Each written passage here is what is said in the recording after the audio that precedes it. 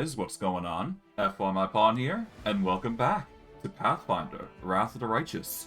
Since we last left off, if I do recall correctly, we were exploring the landscape, basically clearing up some side quests here and there, nothing too crazy, but we were basically ending up to go to Blackwater, as a result, to deal with the robotic menace that exists within this area.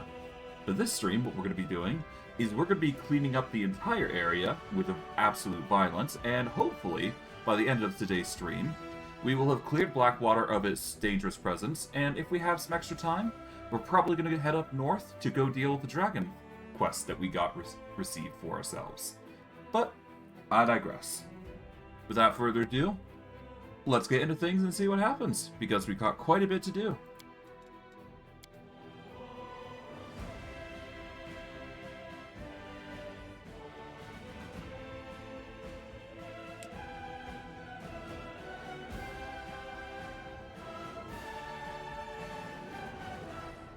Alright. So, yeah, since we last left off, I ended the stream a little bit earlier than I usually do, but it's nothing too crazy. We're basically doing the same exact thing that we're doing here, or that we're going to be doing anyways. So it's just a matter of doing this and getting through the game, and we should be, honestly, if we get enough experience here, we should be able to level up to level 18, which is going to be impressive. Which is kind of surprising given the fact that we're, at this level currently. I do actually have to check something on Toybox real quick, because I do believe I still have it active, but I never did check to confirm. Let's see, going by level up here, let's see. Ability max 18, ability minimum 7. Let's see. Where was it? Here we go. Remove level 20 caster level cap, and party level cap is at 40. So basically continuous growth after level 20. Let's see. Is there anything else I need to allow? Not really. So yeah, no, that was pretty obvious what we're going to be doing. But I digress. Together we stand. Alright, we got a lot to go over, but other than that, we should be fine. I just wanted to check to make sure I got this, at least. Now, do I have this? Huh. Godspeed. I do believe I need to load this to make sure I got the check here, but I believe it requires a successful knowledge check. But I can't be certain, because it's been a while.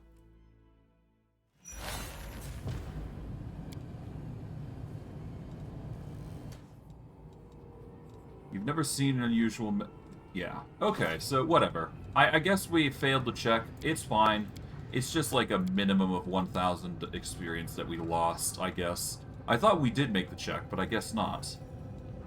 Regardless, I will still get my equipment set up here. We are not going to be dealing with swarms here, I don't think, so we can wear the Amulet of Agile Fists. We are going to need our usual gauntlets, which is the Gloves of Dueling. This is going to help us just boost up our attacks in general, so that's nice. What else? I think we're basically good on wings. We don't really need to worry too much about anything else. Paramaki of Scholarship just helps with knowledge checks, so that is why we are wearing that. Anything else really comes down to, we don't need it, put simply. Alright, I think we are good to go. Let's save here, and let's go explore. I think we got our buffs in already before we wrapped up today's, or previous session, so we can just go on our merry way here and see what we run across. Let's see, access to doors controls. The key before you, or the gate before you looks sturdy and well built.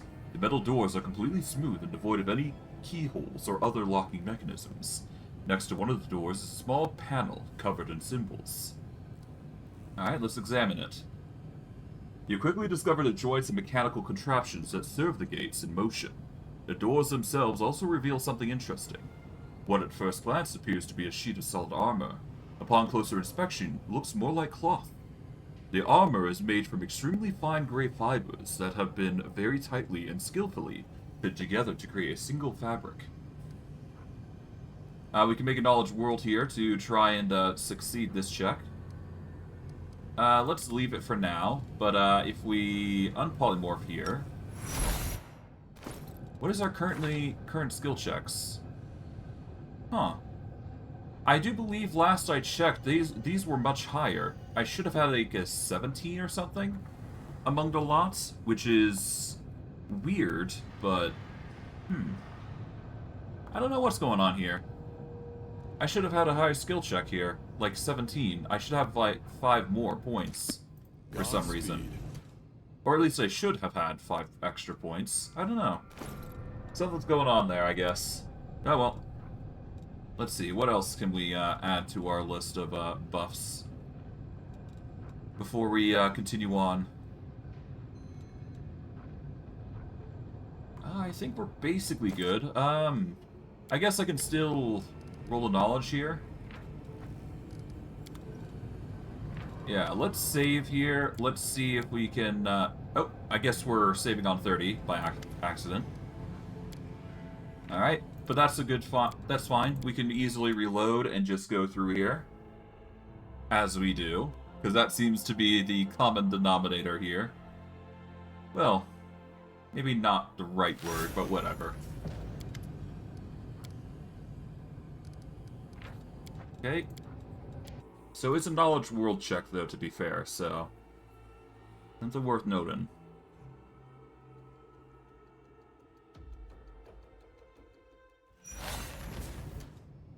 Our animal companions are active, so let's see.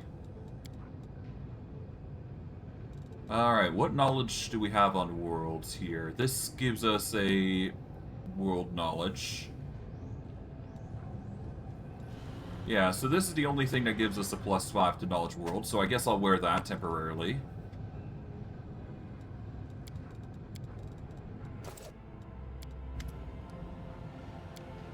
Judging by the material's unyielding hardness, this is the sky metal known as adamantine. However, the darker matte color suggests that it's more likely an alloy of adamantine and a type of steel called glassite. A much cheaper substance, but also not quite as tough. You notice intersections of yet another material among the gray fibers, flecks of pale green that appear more crystalline than metallic in structure. This is probably Knockwool, another sky metal, an extraordinary crystal that can be forged like iron, and has the capacity to resist magic. The creator of these gates must have wanted them to be a truly indestructible barrier. Touch the gate panel. The symbol on the panel reacts to your touch, lighting up with a brief metallic sound. Every symbol you touch stays illuminated for a little while, but when you press 3 in a row, they fade with a sharp, unpleasant sound that makes your ears hurt. 6 symbols adorn the panel button. A circle, a triangle, a square, a circle with a dot, a rhombus, and a dot. Let's examine the buttons closely. On one of the symbols, the rhombus, you notice a bloody footprint. Or a fingerprint, rather. The smudge, though almost faded entirely, instantly gives a sinister cast to the panel.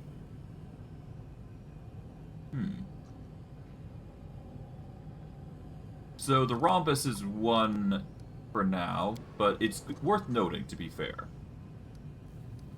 Let's leave it alone for now. We will get to it in a bit, but for now, it's clearly out of our knowledge repertoire, so we'll keep to that knowledge in a bit, but maybe we can open it later.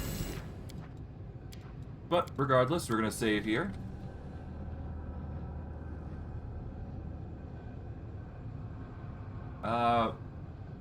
Blackstone. I'll call it the Blackstone Laboratory. Why not? Alright, let's go in here. Let's see what we find. We got a bunch of augmented workers, nothing too crazy. Well, I mean, you guys have seen this before if you've seen the Lich playthrough, but whatever. Alright, we got ourselves an augmented defender. What are their bonuses to hit anyways? They got 27, so they got 47 to hit. Thankfully, because of our buffs, we now got a way better buff. But originally we were having a bit of a rough time, to say the least. Ah well. Regardless, they're going to have a rough time no matter what now. Augmented Assassin, though. Interesting. We're going to Intimidate here. 5 foot. There we go. Oh, we got some sharpshooters. Interesting. We should be fine, though. I mean, with a well-placed strike, we should be good to deal with literally any enemy that comes our way.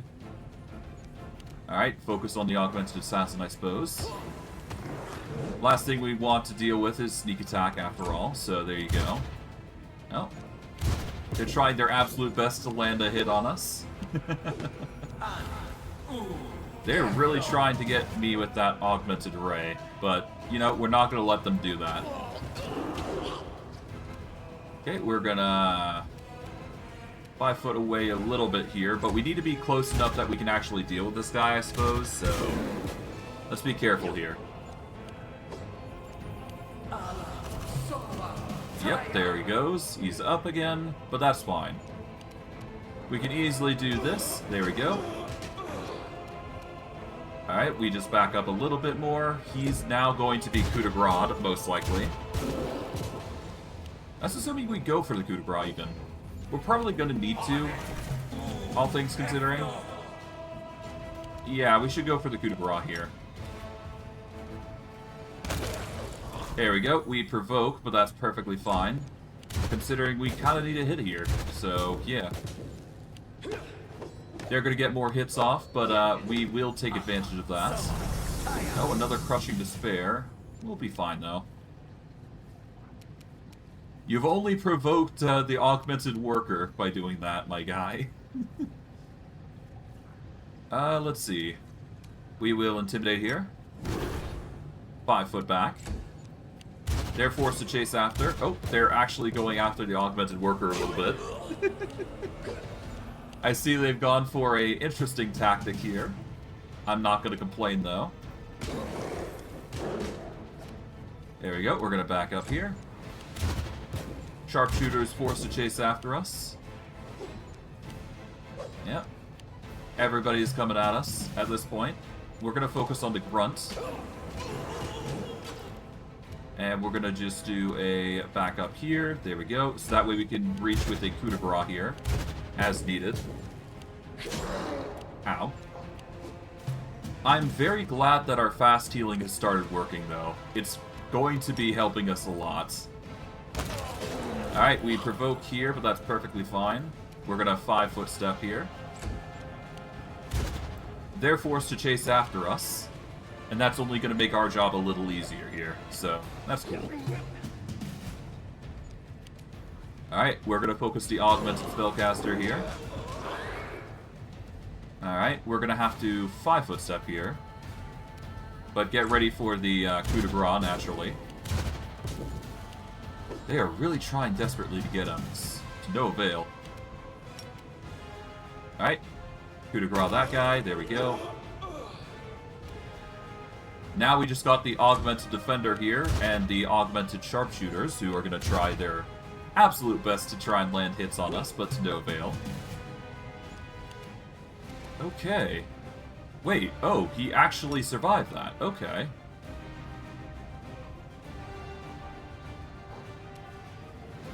Wait, hold on, no. You're not doing that.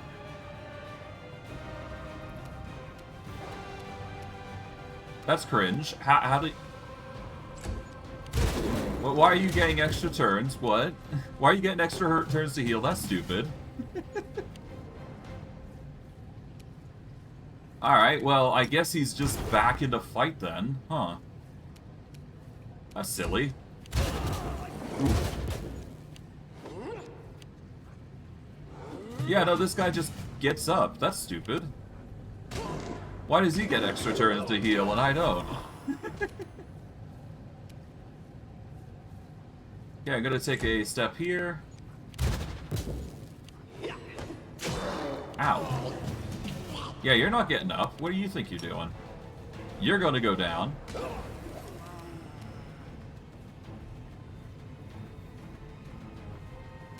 Alright, I guess I'm gonna move over here and prevent them from actually getting up then. By coup de grace-ing the ever-living hell out of these guys. I'll start by focusing on this guy. There we go. Now it's just the augmented defender next. And I just got a coup de grace everybody here.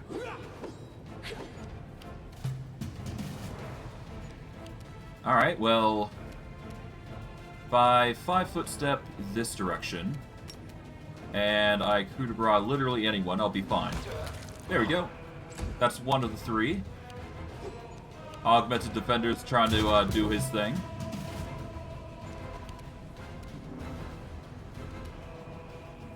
Alright, we're gonna 5-foot here. Coup de grace. There we go. Alright, that leaves just a sharpshooter who's gonna get a provoke there. There we go. Augmented defenders put in a position of concern. He gets knocked down. Again. Yeah, no, you're going down. There you go. You're not getting another healing set, spellcaster. But apparently he does, no matter what. Okay, this is weird.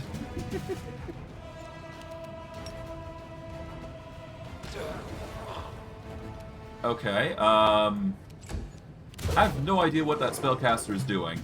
Whatever. It doesn't matter. Let's just focus on dealing with this guy, I suppose. Because he's the next worst thing that we gotta deal with. Yeah, you're not getting up. What do you think you're doing? I'm gonna move up here just so you guys don't stand up. Again.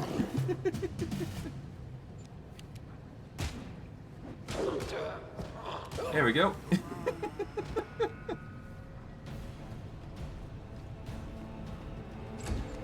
Anyone else?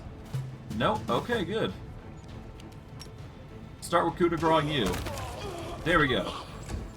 Now about you. Okay, you're going down. Alright. Augmented spellcaster, you're next. Not enough. Okay, how about you? Let's go for the augmented defender this time. Alright. You're not dead yet, but that's perfectly fine. We can focus on the spellcaster now. There we go. This is such a weird situation. There we go. How about you? What are you doing? Oh. Wait, you're supposed to be alive? What? Why are you supposed to be alive? I should have coup de grace you, I think. Alright, this is weird. Hello. One of the enemies you defeated is still alive. Despite the gravity of his wounds, he keeps trying to stand up, though to no avail. You now have a chance to inspect him more closely. His body is covered in clan tattoos, and it looks as if the top of his head was struck clean off by a mighty blow. A strange barbed object, resembling a clown or circlet, adorns the warrior's forehead. Long, thin spikes project from the circlet into the gaping wound, piercing straight into his exposed brain. Let's examine the wounded warrior. Close examination reveals a truly gruesome sight. It's clear the warrior's head had been mutilated deliberately, and with surgical precision.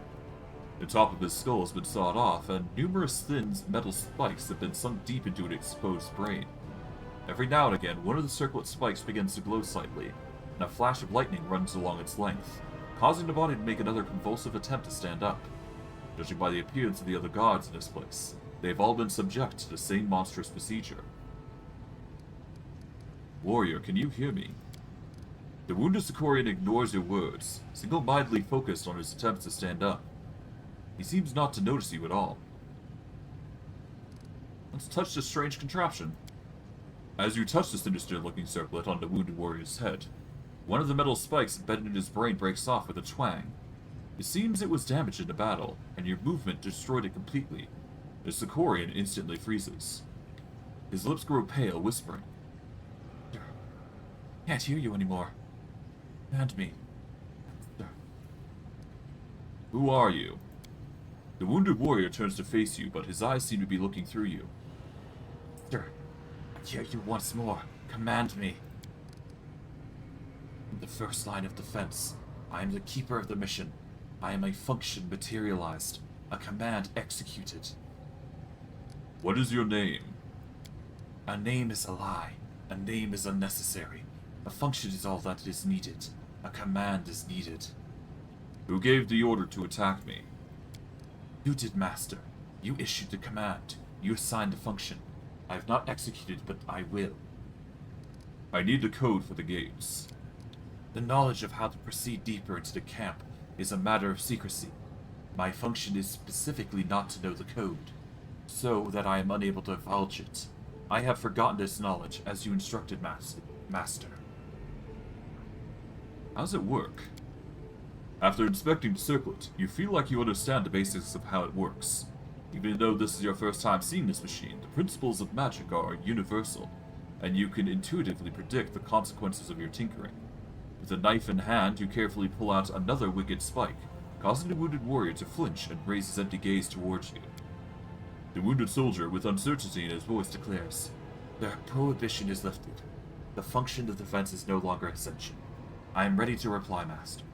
The access code is Pyramid R. The gruesome circlet on the soldier's head begins to heat up rapidly. The melted metal seeps deep into the mutilated soldier's burnt flesh, but he faces his death with complete indifference. Ew. Alright, so he said circle, or pyramid rather. So pyramid, rhombus, something else. We could guess the last one to be fair, so it's not like it's a big deal. But yeah, there's a lot of things here. Alright, let's purify ourselves of the corruption. Because it appears that a scientist was here that would allow us such a luxury. We failed a lore religion check, sadly. But that's fine. We will live with our consequences as such. Besides, there's plenty more where that came from. It's all good. Hello. Alright, this is gonna be a very interesting fight. Let's deal with these guys real quick. Just so you are aware, these salamanders do automatically attack you no matter what you do, so there's just a certain trigger for it, basically. It's better that we deal with them now before we become a target of their danger, to say the least. They're gonna be nasty no matter what, so better to deal with them now than later. Alright. Let's attempt a coup de grace here, I guess. Well, maybe not. Let's actually intimidate here. And let's prepare for their attack, essentially. We'll aim for the kills here, put simply. Alright, we're dealing with a bunch of augmented salamanders. They got a lot of health, I must admit. Which is probably the most dangerous thing about them. But we can handle them. I'm confident that we can. They're only 500 health. It's not like it's that bad. I say that with indifference. Okay, there we go. That's another one knocked unconscious. That's good. Could probably go for a KO here, but honestly, probably not for the best. Alright, let's move up to here. Coup de grace. Failed to get the coup de grace, that's fine. Ow. Okay, maybe we do want to start just focusing on dealing damage here. Alright, we're gonna intimidate here. And 5 foot away. There we go. Yeah, we're gonna play it defensive here. I think it's for the best. Oof, man.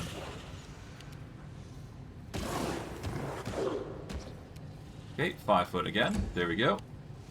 Force them to chase us. That's the way to go in most cases.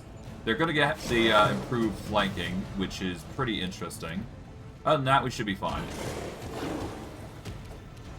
Okay, 5 foot again. There we go. Let's see how they fare. Slowly but surely, we will clear out the enemy. Alright, 5 foot again. We're slowly whittling down their numbers, which is good. Ow. 37. Alright, we're going to want to intimidate these guys.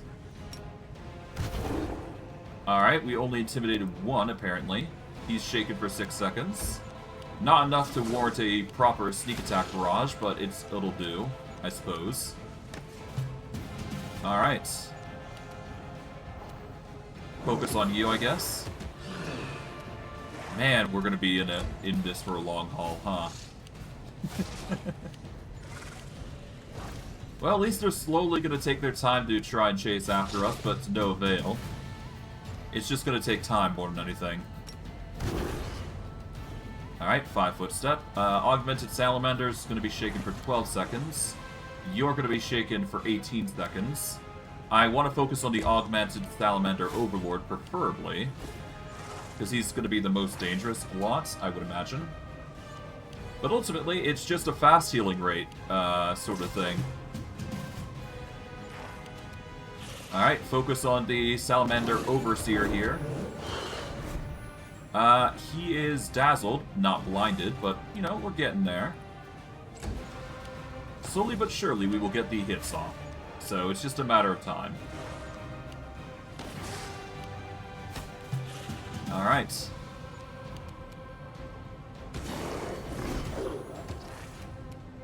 Okay. Down to here, there we go. Man, these guys are dangerous. Ow. Alright, I'll have to clear out the majority here. Alright, there we go. That clears out 2 of the multiple. Man, dangerous foes. Let's deal with you. Alright, there we go. That's another one. We'll have to intimidate the other 2 here. Ow, 79, not fun.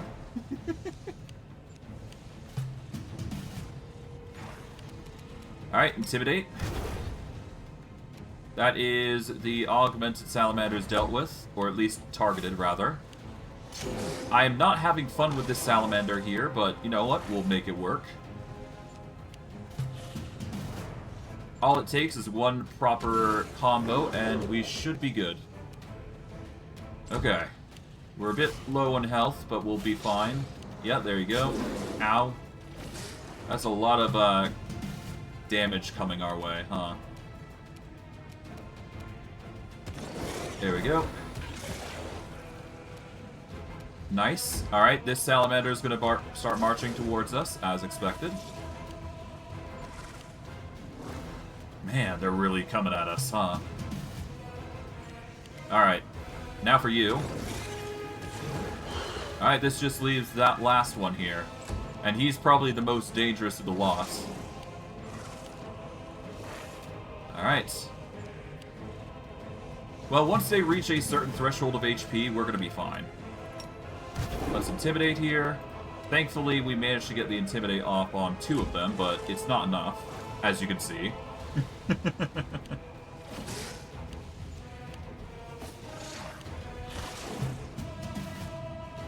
Okay. Start with you. Alright, that's a lot of them. Now it's just the augmented salamander overseer that's the issue. Thankfully, we do seem to be healing as more time goes on, so that's good. We just have to be careful of everything else that comes our way. Yeah, this guy's slowly going to start perishing as time goes on. It's just a matter of time. Okay. Yeah, just gotta be careful of his allies, that's all.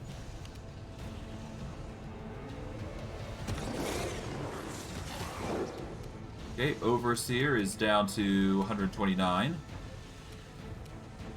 Definitely going to need to intimidate this guy, otherwise we are going to be in a bit of an issue at this point, but... I mean, we will fast heal out of anything that comes our way, so it's fine. Let's see. What actually results in them actually going down? Because they clearly don't die from normal means. Here we go. Cyborgization is probably the thing that's keeping them alive, right? Let's see. Regeneration 10, that is negated by electrical damage or adamantine weapons, and DRN/adamantine equal to 5 plus 1/5 of its hits dice. That does not stop it from helping us against them, though. They are vulnerable to cold, though, which is an interesting thing. Do I have any spells that deal with cold? Not really. Alright, the next best thing I can do is obviously Intimidate. So I'm going to result to that. We managed to intimidate this guy, which is exactly what we needed. And we should be able to get us some absurd damage on this guy now. Enough to get him killed, at least. Or below a certain threshold, anyways. Alright. Focus on the Salamander Overseer here. There we go. Alright, they're in a point of weakness now that I can start KOing them with relative ease. Alright. Start by attacking these guys. Nice. We should probably KO the Overseer as he stands up. Oh, there he goes. He goes down. Alright. Let's coup de grace the... Let's coup de grace the Overseer here. There we go. We take some damage, but that's fine. That is one of the augmented salamanders dealt with. We will back up here. This guy's going to start marching up, as naturally. Okay, you're going to start doing some shenanigans here, I would imagine. We're going to 5 foot here. Go for you. There we go. Nice. Now they're forced into a position where they have to stand up now. But thankfully, we can just coup de grace them. It takes time, naturally, but you know what? That's perfectly fine. We have all the time in the world to just coup de grace them all together. But yeah, no, it's just a chase lead. You can't really do this unless you have fast healing, so just brace for that.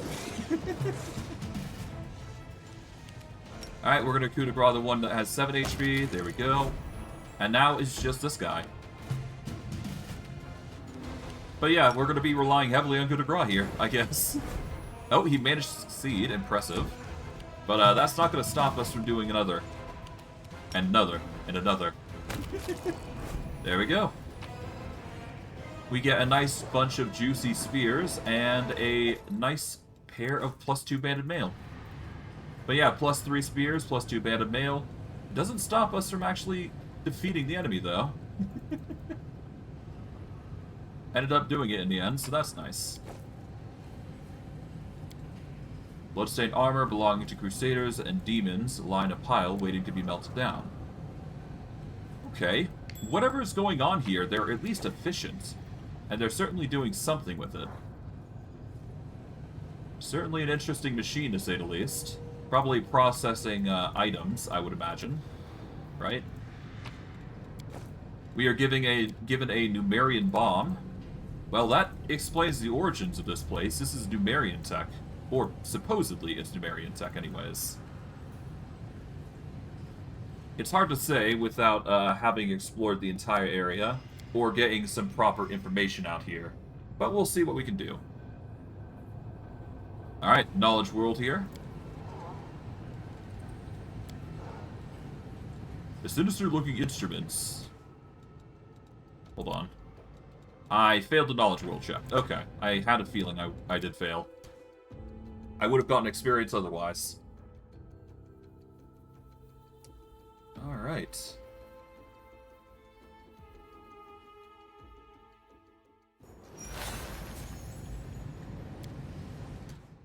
It is a DC 27 check, Jesus. Well, it would explain how difficult these checks are gonna be, but yeah. I'm definitely gonna have to increase my knowledges. That seems to be our current flaw right now, so yeah. I'll have to strengthen that flaw. Just so I can actually succeed these checks and not have to re-roll like this, which is the stupid thing about it. Oh well, we will manage. We will manage indeed. There we go.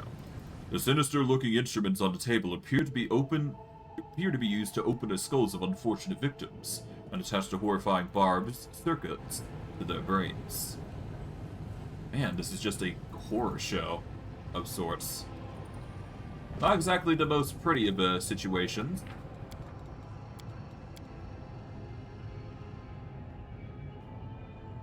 But yes, pyramid, rhomboid, and something else was the puzzle, if I recall correctly.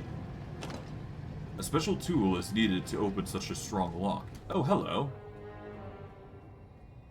It's a good thing I saved, but I will save here, just to be safe, because there is more dangers than meets the eye here. Charge. Oh, alright, we're charging in. Boom. Sharpshooter's gonna have a rough time. Oh, there's a spellcaster. Hello.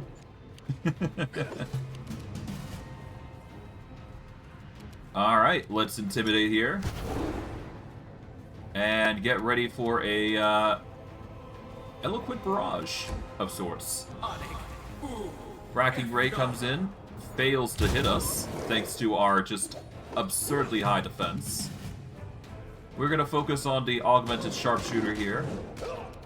There we go. He's knocked down into unconsciousness. There we go. Augmented spellcaster's gonna try and do some shenanigans here, but to no avail. We're gonna 5-foot here and coup de grace. There we go. That is another 2,100 experience, which is pretty cool. Alright, let's just combo the ever-living hell out of this augmented defender. This guy's now blind, which makes it so easy to deal with. I failed, and now I'm suffering from crushing despair, again. But we should be fine. This guy's just going to have a rough time because we've got the benefits coming in. Okay, we're going to 5-foot here. Okay, we evade the effects of Banshee Blast, which is funny. Coup de grace there. 5-foot step. Force it to chase after us. Intimidate. 5-foot. There we go.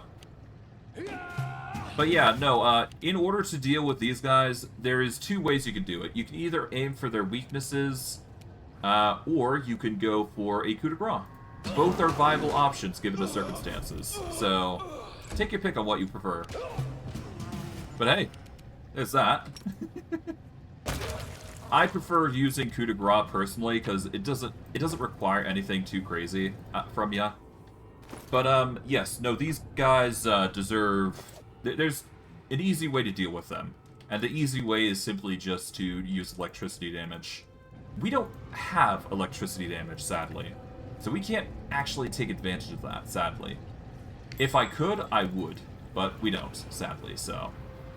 Well, I mean, we can, to be fair. There's, like, wands of Call Lightning and all that, but we'd have to be in human form, which would reduce our, potential in, it would basically make our potential as a fighter in this category pretty useless. There is a method I can utilize, though, if I am feeling really spicy, to be fair. This would require some effort on my part, but it's really a question of how I feel about it. Because there is a method I can employ. It's an interesting method, but it wouldn't resolve the problem inherently. Regardless, we're going to back off here. And yeah, nope, the defenders are going to come in. They're going to do their thing. I will suggest my option once we actually get a lot of kills. Well, once we get to the next level anyways. Which I do believe we will get in this stream, I do believe. So that'll be nice. We'll aim for the half-orc warrior here. There we go. He is not dead yet, but he will go prone in a minute. So let's be ready for that. Yep. He's going to be forced to knock prone next turn. I do believe. Yep, there he goes. He goes down. We're going to 5-foot step here. There we go. That's one out of the way. Now for these two. Alright, intimidate. 5-foot step. Ooh. This guy's got some good accuracy, I'll say. Alright, we've got the shaken for 12 seconds and a shaken for 12. Okay. No too big differences here on who's gonna get who. We'll 5-foot here. Sharpshooter's gonna try and chase after us to no avail. Alright. Nearly got the augmented defender dealt with. Sharpshooter's absolutely desperate to chase after us. Not gonna have a good time, though. Alright, there goes that guy. We are gonna... Honestly, yeah, let's just 5-foot step this way. That way, you're forced to move a little bit. We'll aim for the coup de grace here. And then, go from there. There we go. 5-foot here. Sharpshooter's trying its absolute best to chase after us. There we go. Alright, now the augmented defender comes next. Alright, the augmented defender managed to succeed at saving throw. Alright. Combo the ever-living hell out of him. There we go. He's now prone. Alright, we're coup de grace-ing here. There we go. 5-foot step. Alright, the augmented shooter is about to feel pain by us rushing in. There we go.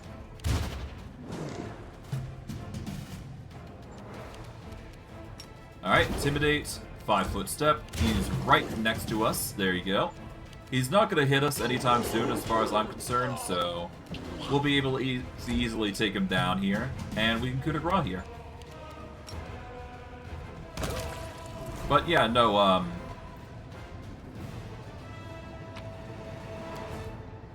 if we go literally onto any of these defenders, as far as I'm concerned, we should be able to determine what they are weak against.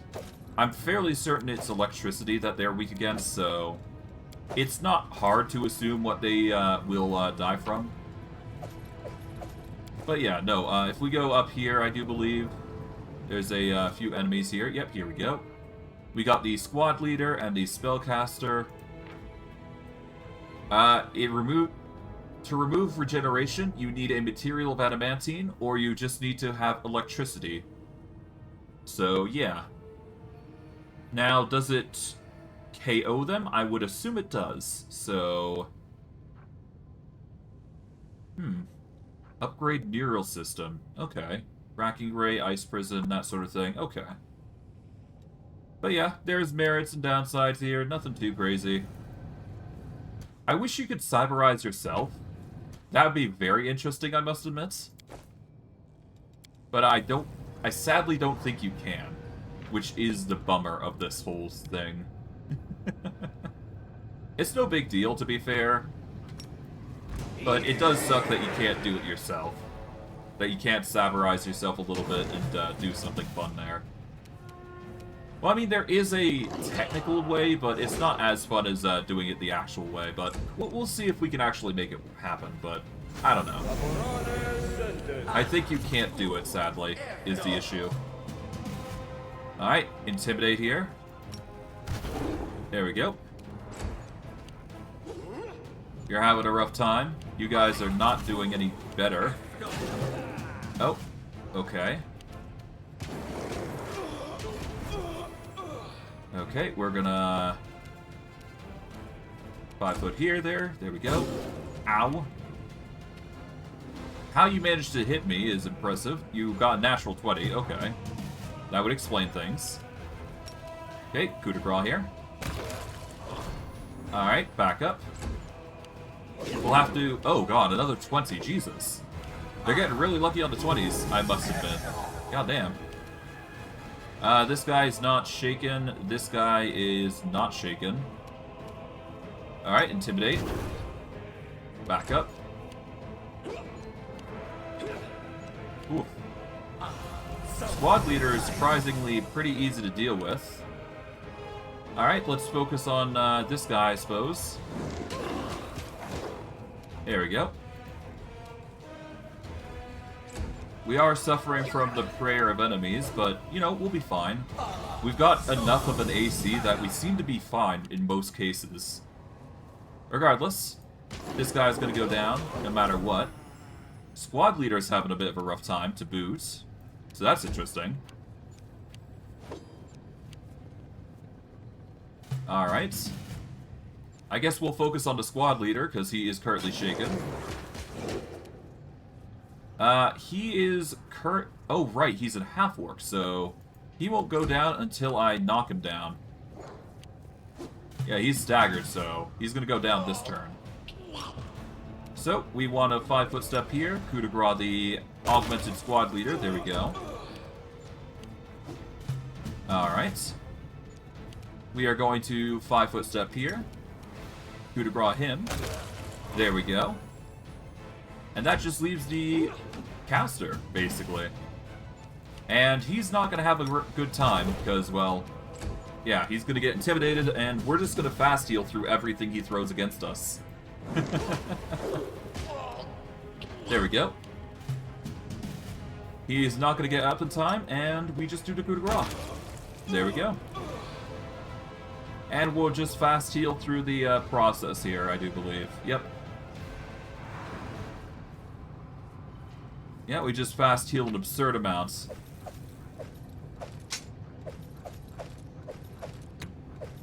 At least we're getting a bunch of healing potions. Not that we are going to be using them, but it's always nice to have. So if we do run into the glitch where we don't heal anymore, then we've got ourselves ready for the occasion. We will save ourselves here, or save here rather. There we go. Let's do some investigation. A knowledge arcana. The note reads, percentage of successful implantations increased to 47. For the purposes of improving the results further, complete removal of the temporal lobes will be implemented in future procedures. Huh. Okay. Well, that's interesting. Okay. Not sure if that's a good or bad thing, but I guess we'll see. Access to maintenance cells granted. Cool. Overall, we seem to be doing quite well for ourselves, so that's nice. Our AC is a little left to be desired, but that's fine. Access to main cells granted. Okay. Time warp note. So I'll just write it on this and keep reading it over every day until I get it. The third symbol in the code is a base. A circle with 8 dots. Not a cycle. Okay. Well, we've got our solution to the puzzle, I suppose. That's good to know. We got some augmented workers here. Nothing too crazy. But in order for us to continue here... let's leave it alone for now. We're going to save here, I do believe. Because we want to save our Numerian bombs and all that for a specific purpose, but we will get into that in a bit. Alright, touch the gate panel. Alright, so we need a pyramid. There is no pyramid, so I guess triangle. Rhombus. And circle with a dot. All the symbols light up with a great glow, and you hear a mechanical clanking noise. Yeah, there's no pyramid, so there you go. Triangle is the way to go. Pop this open, we get ourselves a dimension door mass, which is cool. A few other things here and there, I would imagine, but nothing too crazy. We got access to door controls. And I do believe this is where a very dangerous area is at, so let's brace for that, I would imagine. And it's gonna be long-winded. I'll give it that. If memory serves me right, it's not going to be a fun experience. Not at all. Yeah, no, this is the area. Oof. So, for those of you who are not familiar with my Wrath of the Righteous series, this is a very dangerous area. And this requires some buffing. To the point where I'm wondering if I can even beat this. I don't know if I can, but if I can, I am going to be quite surprised. We are going to use the Signet here, because this requires it. Absolutely. We are going to have to prepare honestly, I may even use a Tsunami to start us off. Or I may even spam Tsunami here. We are definitely going to be going for a Dragon form here, because we definitely need some sort of damage type. I think Bronze Dragon is probably going to be the best in this situation, because it will do electricity damage, which is kind of what we need in this dungeon. So we may even polymorph into a Bronze Dragon here, just for that occasion.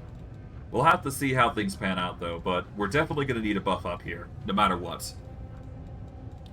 So, give me a hot second, I need to do something, and I will be right back with you shortly. Just so I can prep this properly. See you guys in a small bit.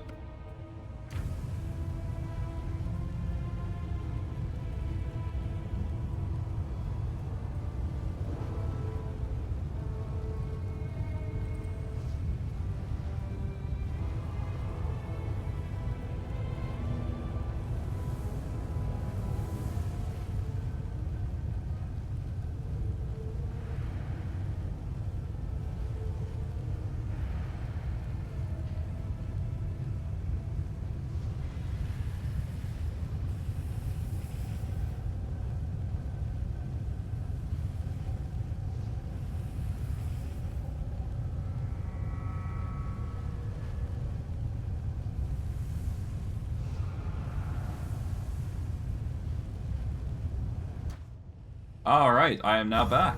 Let's get back into things, and get ready for the fight of a lifetime, I would say. Well, it might be the fight of a lifetime. It's hard to say, given the circumstances. It might be the easiest thing that we can fight with, or it's going to be the worst experience possible. Needless to say, just to prepare, I'm going to be using absolutely everything here. We're going to use Remove Fear, we're going to be using Remove Sickness, and literally everything we can get our hands on. That is going to make us more swole. Okay, Enlarged Person is absolutely a no-go. We're going to want Protection from Evil here. Not that it's going to last as long. Scroll of Aid will help us with some temporary HP. Line Weapon's not going to cut it here. Well, I mean, we can use it, to be fair, but we're going to need the Covenant of the Inheritor absolutely here, for obvious reasons. Now, we got Delay Poison already. We can use False Life to increase our HP even further. We'll use Eagle's Splendor and Fox's Cunning all the same. Not that it really will do us much, but it will help just flush out our stats a little bit, so why not, right? Alright, so we got electricity resistance and whatnot, but we don't have the other resistances, so we should probably pan those out. Fire, Sonic, there we go. We're going to need Sense Vitals just for a little bit, nothing too crazy. We'll use Reduce Person here just to increase our statistics a little bit. Save Blink for later. We will save that for the last buff, I believe. Or second to last buff anyways, I should say. Okay, Blinding Sickness, nope. Nope, nope. Greater Magic Fang probably won't help us here, but, you know, it's there if we need it. Yeah, we don't need it. Not with what we're doing. Alright, we're gonna get the protections here, just to be safe. There we go. Okay, Vampiric Touch, nope. We are going to use Death Ward here, because I know for a fact that we're going to run into a situation where we need it. Freedom of Movement is absolutely a must here. Shield of Dawn will help. Alright, let's see. We're going to need to use Haste here. Magical Vestment Armor is absolutely a must, just to increase our AC. Angelic Aspect is absolutely a must. just to make it even better for us. Let's see. Holy Sword is not warranted here. We'll need to save that for a very special occasion. Heroism Greater is absolutely a must here. So that's going to be added to the list of buffs that's going to help us. True Seeing will help us here, so I'm going to grab that. We don't need the Firestorm shenanigans, but yes, we're going to need to use one of the Dragonkind scrolls here. Mind Blank and Protection from Spells, just in case, is always a nice, you know, resort. There we go. We'll need those just to be safe. Mirror Image, absolutely a must. Blur, yep, we're definitely getting that. We are going to need to use Displacement here as well, so that's another thing. And is there anything else that we can prepare? Not really. Nothing that would really help us currently, so we're just going to rely on those. Alright, the last two are Displacement. Alright. And we want to save here in particular, because this is going to be the last chance that we're going to get to... Well, we're going to save under... Yeah, we're going to save under Pain specifically, because this does matter. So that way we don't lose our buffs if we do want to choose to back off. But we do absolutely need to prepare with this in mind. So now we use Blink. There we go. And finally, we finish off with a Bronze Scroll. There we go. We are now a Bronze Dragon. We've got an Electricity Strike, just to be safe. And off we go. We're rushing in. No need to sugarcoat it. Let's go. Alright, we're dealing with augmented creatures. Augmented creatures are not fun. But, yeah, no, these enemies are going to be very dangerous. Not going to have fun. I'm fatigued, apparently. Okay, let's... You know what? That's probably a good point in time to actually reload, get the remove the fatigue, and then go in, because that is a good thing to note. We want every buff that we can get our hands on here, so... Let's remove the fatigue here. There we go. That fatigue should be gone now. Alright, now we do the shenanigans here. We've already got Displacement. We just need to use Blink here. Where's Blink? It is here. And pray that we activate this. There we go. We now have an absurd AC of 55. We've got a 40 to hit. But it's absolutely required here. Alright. Apparently we're still fatigued after that. Okay.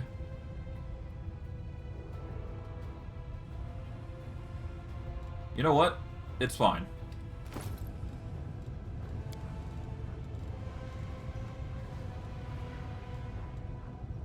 I do not know why I have fatigue, but you know what? It's fine. We can use a lesser restoration potion. We'll be fine. There we go. Charge. But yeah, though these creatures are imbued with tech, as you can see. They're not fun to deal with. I assure you.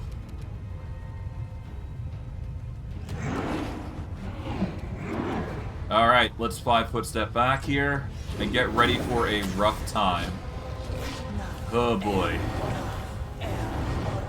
Probably the worst enemies to be dealing with here, I must admit.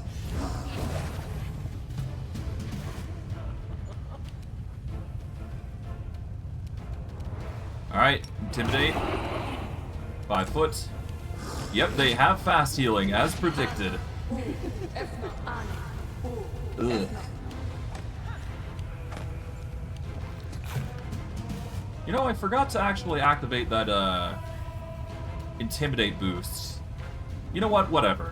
It's fine. We will make this work. Who do I want to focus on, to be quite honest? Honestly, let's just focus on the Clavicus. Why not? He's our focus today. Focus on the Clavicus, and we'll be fine.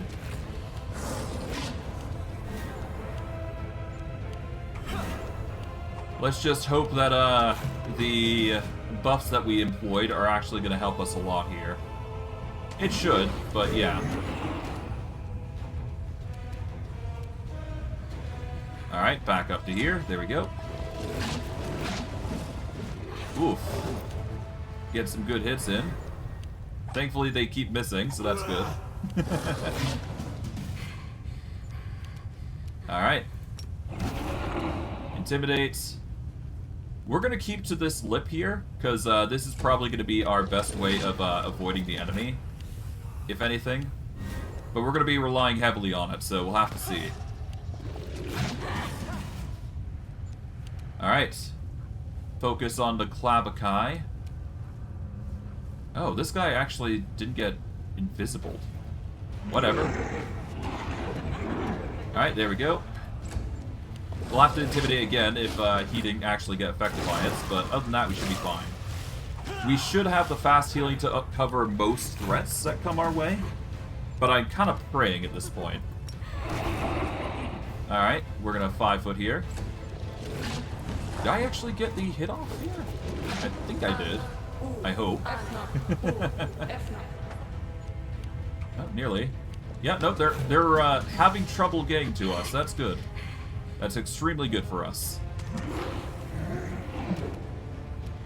Alright. We're gonna 5 foot here. And I do believe, because they are in a juicy line like this, we can actually just throw lightning their way and make it very rough for them. Alright. We want to focus on the weakest link here, so we are going to use the lightning here to target you. Alright, that actually failed. I'm impressed. Okay. Slowly but surely we will delete the enemy. That's the important part here. Focus on you. Seriously?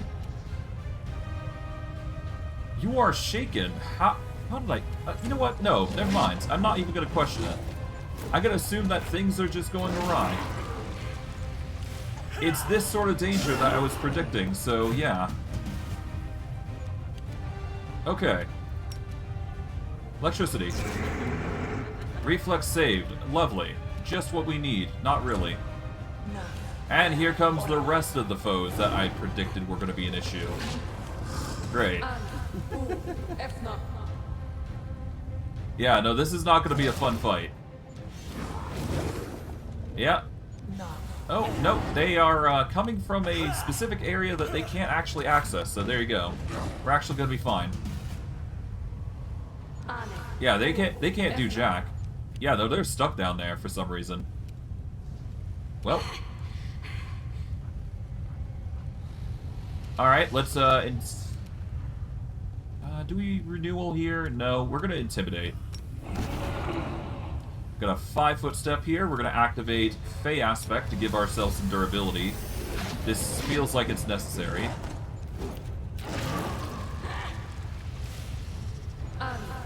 You know what? This is probably the time that we reload. Because I figured this was gonna be a problem to begin with. Alright, is there anything else I can do here? Obviously, I can activate my, Intimidate thing, which will increase my Intimidates by 5, which would certainly help. Alright. Activate the Persuasion buff here. A rest would be welcome. Alright, we are now fatigued, but that's perfectly fine. Okay, we will use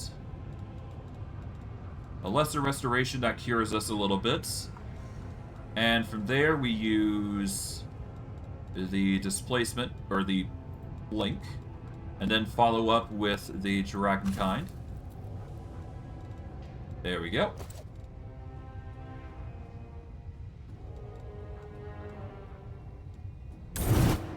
Now, did I lose the Bronze Dragon spell? I did not, right? I did not. Good. Okay, so, given the circumstances, Incubi and Succubi come first. Given the Clavicus will employ a negative 6 to your attacks, which is not cool. I don't exactly want to deal with that, so yeah. Let's aim for the succubi and incubi here. I think that's probably for the best. Alright. 5 foot back here.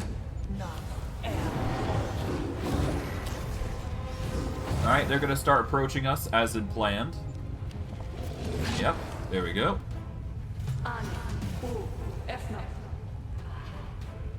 Alright, intimidate. There we go. We are going to get the intimidates most cases, so that's good. We just have to make sure we are targeting this augmented incubus, who is an assassin, which is nasty. But yeah, no, we need to deal with every enemy accordingly, because they're going to be nasty no matter what we do. This is probably going to be one of the most long-winded fights that we're going to be dealing with, so let's prepare for that, I suppose. You're going to be the target here, so you are currently shaken for... Well, you're flat-footed. That's as much as we can get. That's perfectly fine. As long as you're flat-footed, that's perfectly fine by me. We'll have to repeatedly intimidate here, but that's perfectly fine. I predicted that we're going to be doing this anyway, so it's no big deal. Alright. Alright, you're the target here. You are currently not intimidated. We can change that, though, with a significant intimidate like so. I hope.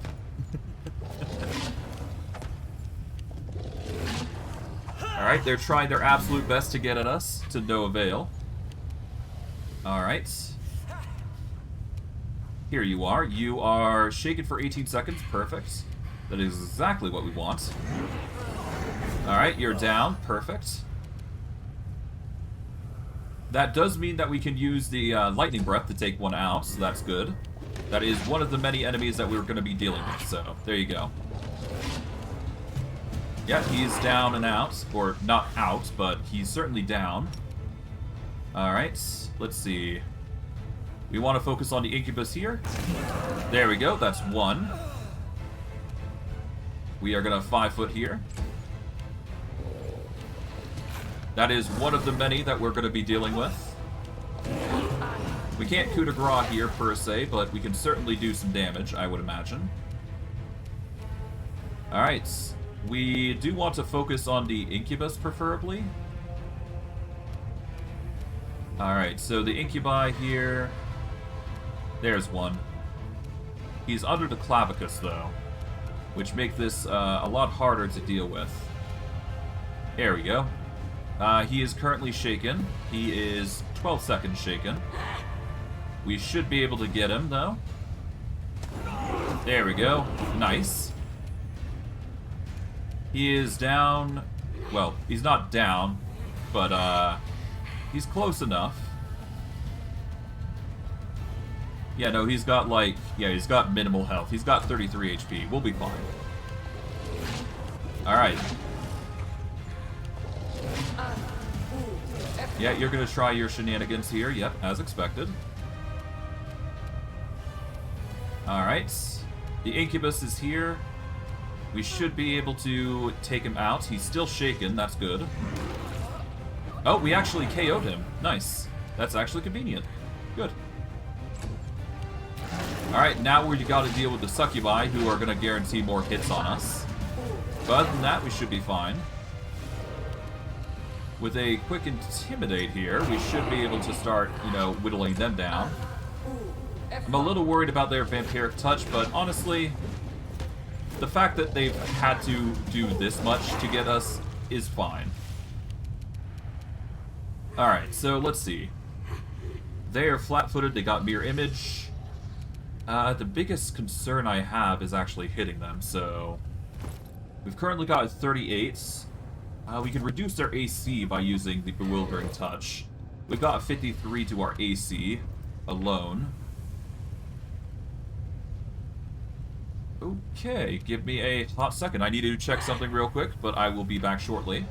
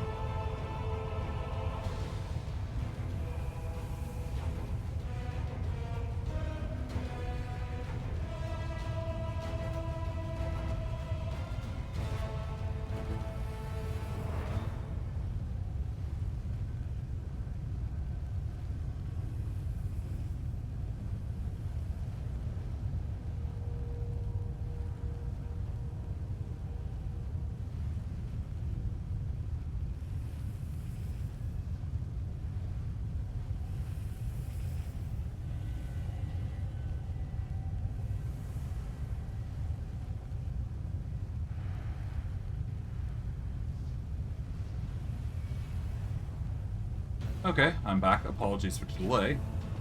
Life stuff had me doing some stuff. But nothing too crazy, I would imagine.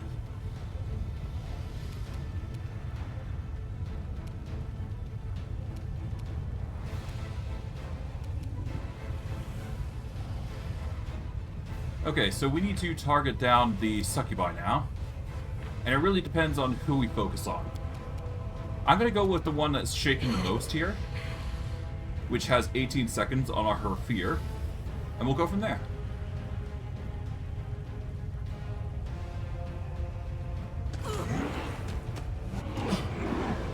Alright, that wasn't too bad.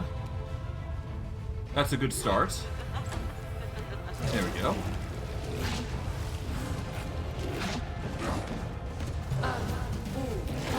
We just gotta pray that we're not gonna be taking too much damage from them, which is, you know, purely possible. Just gotta hope.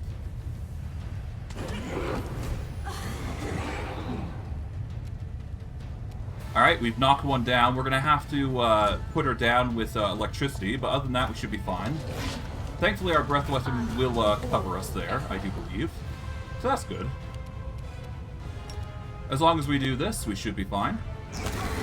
Alright, there we go. That's another guaranteed kill. But you have to be very careful here, because this is a very nasty fight.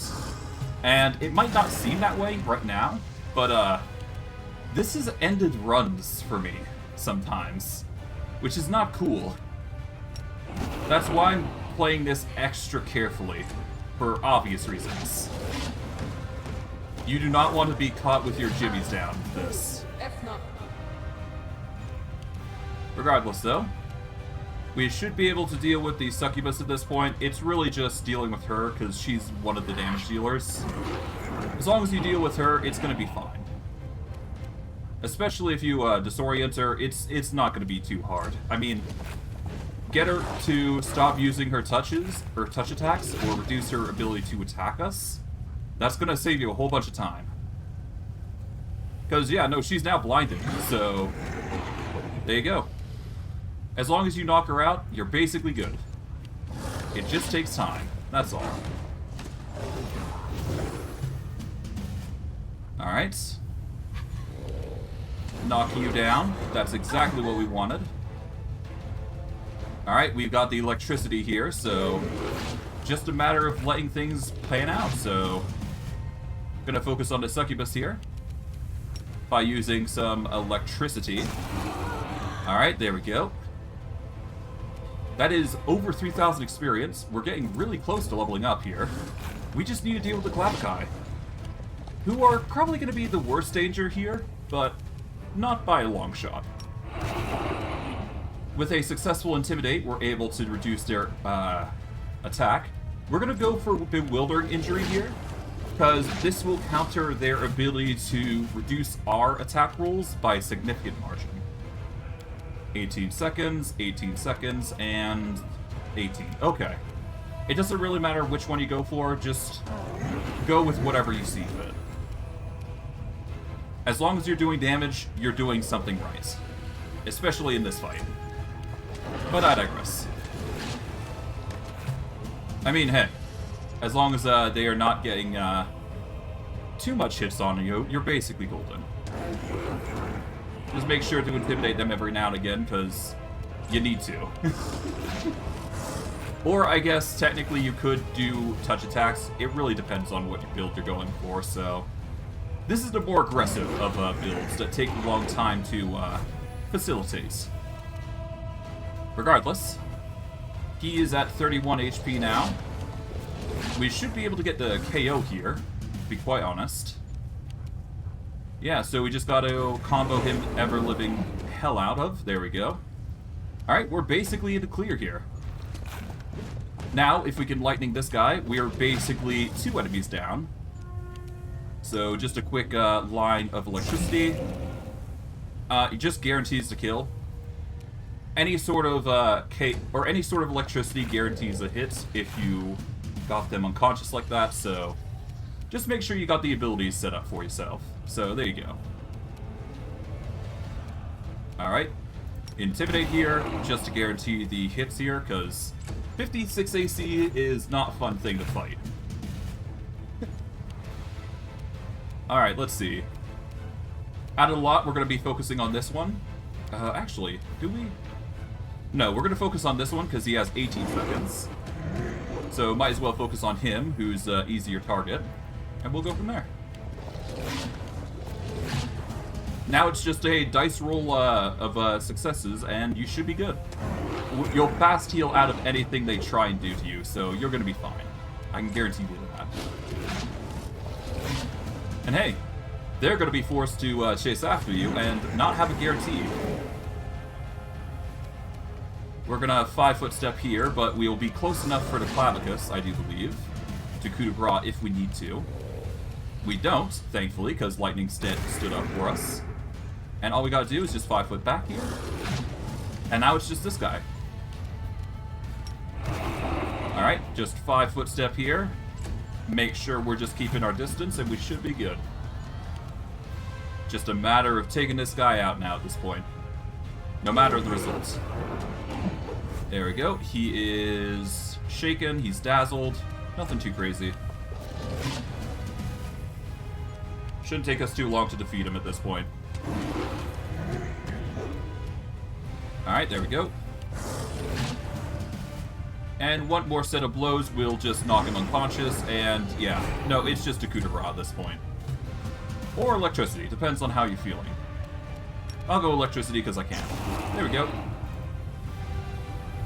We did not level up from this, but we were really close. But yeah, no, this area is really dangerous, and should not be underestimated. You'll understand... Well, I mean, you'll understand pretty easily why I wanted to prepare against these guys as much as possible, so... Yeah, dangerous foes, dangerous foes. Present the pass to... Okay, present a pass key to unlock the gateway. Okay. We don't have that gateway key. How about this one? That's locked as well. But this door should be open. Hello. Yep, there we go. We are easily allowed in. But there is going to be a fight through this door, I believe, if I'm recalling correctly, so we want to save here just to be safe. Otherwise, we should be fine.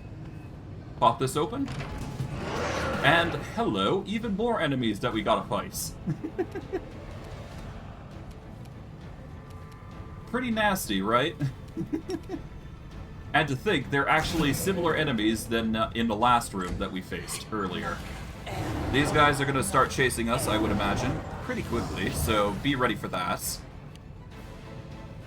Yep, they're gonna be invisible. Alright. Follow up with Intimidate, simple stuff. 5 foot away. And just have them chase after you. I think it's pretty obvious what you gotta do. You just gotta focus on the succubi here, and then you should be good. But yeah, no, the enemy's gonna come after you. It's pretty obvious what's gonna happen, so yeah. Intimidate where you can. Make sure you keep your distance. You should be fine. Ow. Ow. At least we're healing, so that's fine. Ow, a sneak attack. Not fun. You're shaken, so we'll focus on you. There we go. And we're gonna go back into the lava room here, and just slowly guide them along. But yeah, no, the succubi go first. Pretty obvious, you know, sort of deal. Focus on the succubi, then you can focus on everybody else, and then you should be good. Alright, succubi's down. We can do a electricity laser, and we'll be able to take her out, guaranteed. Oh, she's not actually dead, but, you know, close enough. Close enough. We'll be able to take her out pretty easily. There we go. We have forced ourselves to be put in a position where we're going to get full attack in, but that's fine. Small price to pay to get a kill here, guaranteed. And besides, we got a 20 AC. We'll be fine. Alright, electricity. 5 foot step away. There we go. That's one of the many dead. Now we gotta deal with the succubus next. Or the incubus. One of the two. I think I'm gonna focus on the incubus because they got sneak attack nasty abilities. So there's that. Yeah, we'll intimidate here. Seriously? Wait, we can't go through there? What? Well, that's concerning. Okay, I can't actually go over there. That's concerning and annoying. That sucks. Okay, surely I can go in there, no? No, I can't. Okay. That is a very interesting bug there. Or intentional bug, or intentional situation. Regardless, that's a bit of a situation to be in. This guy is blinded, though, so that's good. We're not in a completely bad situation. Still a nasty situation all the same. Oof. Alright. Focus on the incubus now. There we go. Alright. We're going to move over to here. This is going to cause us to probably get hit by a few sneak attacks here and there, but we should be fine. We got 309 HP. We'll be fine. With a well-placed strike here. Yeah, we focus on the incubus here. Yep, there we go.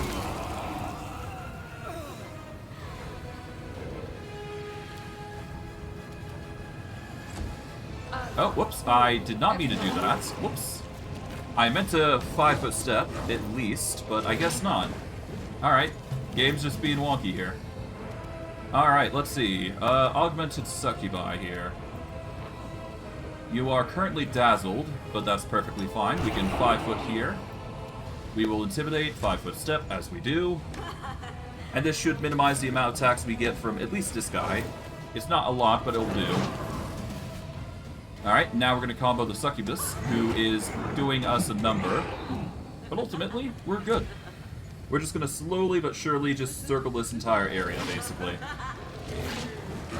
To a degree, anyways. You are still shaken, thankfully. Alright, 5 foot away. There we go. Oh, there we go. She's knocked down again.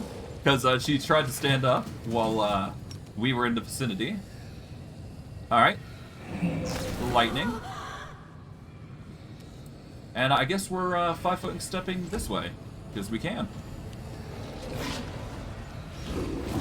Alright, you're hasting here. That's fine. Let's intimidate. Alright, now it's just these two Clavakai, who are going to be a nasty little duo that are going to be trying to harass us here at this point.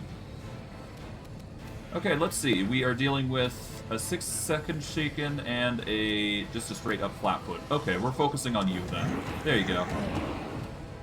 Enjoyed the combo of damage. Alright, you're going to chase after us. You are going to chase after us, but I do believe you're still flat... Nope, you're not flat-footed. Okay. Let's intimidate again, I guess. At least we're healing just fast enough that it's not going to matter that their damage is coming at us. This is why I wanted to buy that upgrade so eagerly, because it's been helping us a lot. Or at least it's helping us in this situation. It didn't help us in the previous dungeon, but that's just a glitch at that point. You can't really control that. Regardless. Alright. We're slowly getting there. We're almost dealt with the augmented Clavakai. Alright. Alright, you're down for the count.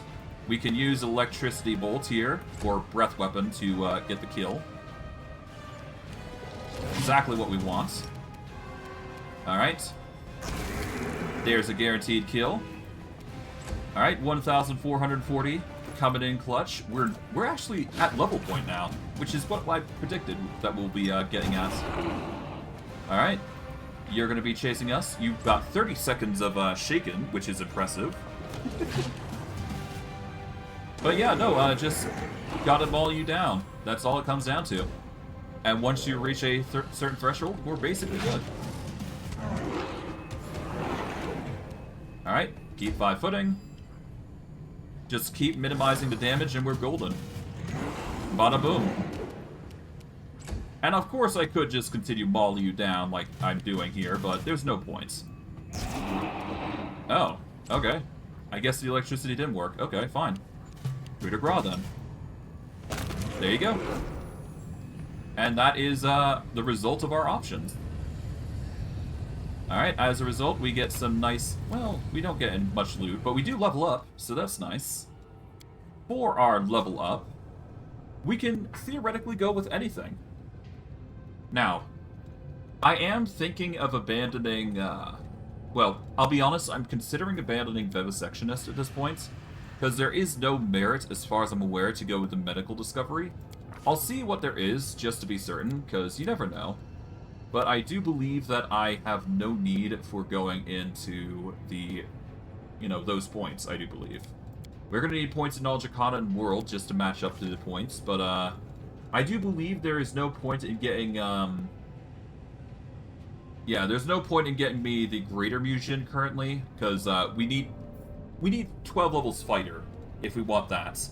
Or if we wanted the Grand Mutagen, which is arguably the next best thing, we needed to get 16 levels Fighter, which is pretty requirement heavy. They don't show this in, of course, the, mutagen stuff, but you can evolve your mutagens to be even better, which is the issue with, most classes. They don't show you the full extent of what you're capable of. I may very well get rid of my level in Vivisectionist as a, respec, just to focus into Mutation Warrior for that very reason. But, yeah, no, the Vivisectionist isn't really a good option for us. For the long term, anyways. There is a Alchemist class that I do want to go for, though, because it does have stacking potential. But I'll go over that later.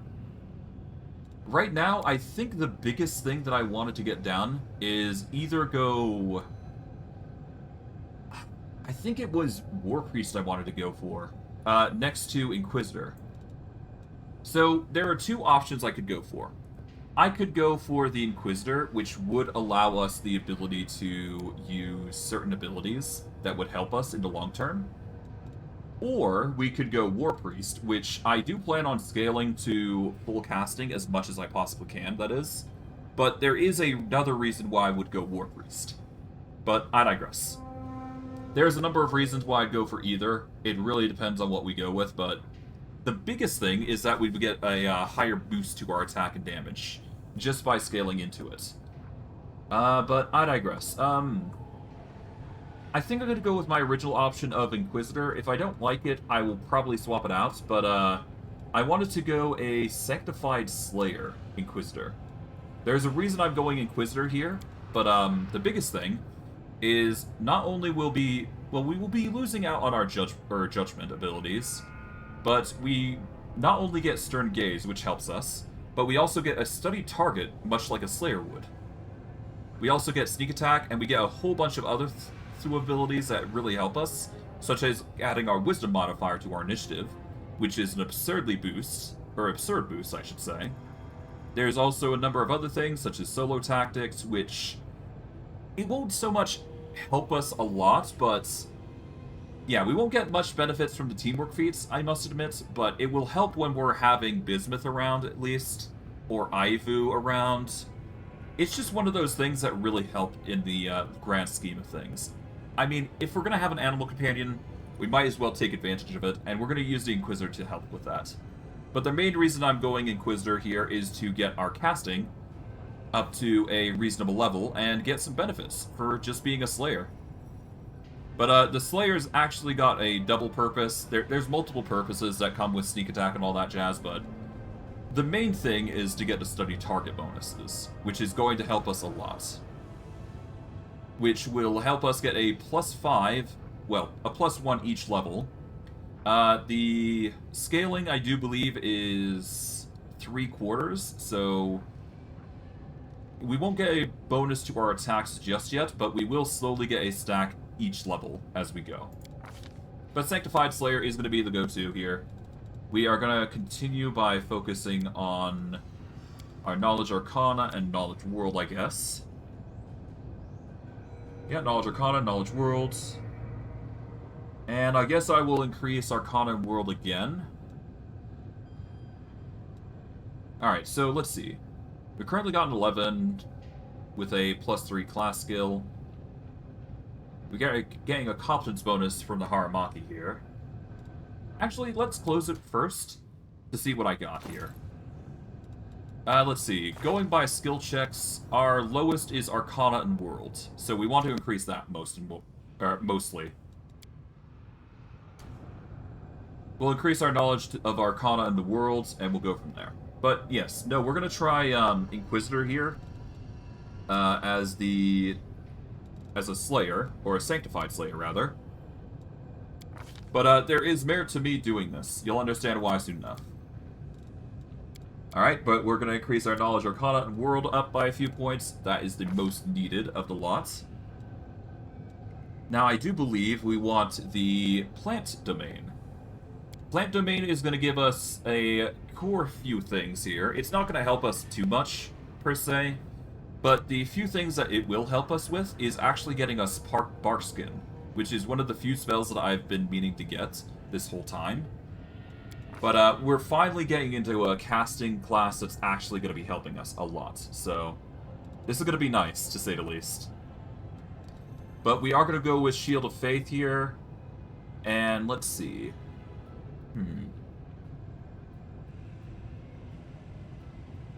We can get the Strand of the Tangled Knot. This would mitigate certain crits here, which is pretty nice, but not really necessary. We are going to need Divine Favor, because we are going to be using this a lot to help us against... Yeah,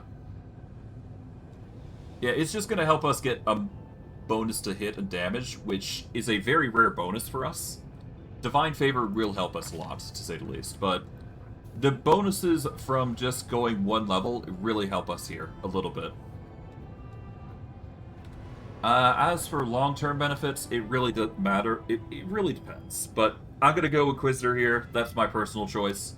We may change it in the future. I'm not sure, but we'll have to see how I feel about, you know, the campaign and how it's going in Chapter 4. Because it could be... It could be good. It could be bad. It really is a toss-up, to say the least. But regardless, we've managed to level up here. That's pretty good. We're going to gather everything here. We're not going to be making any checks currently.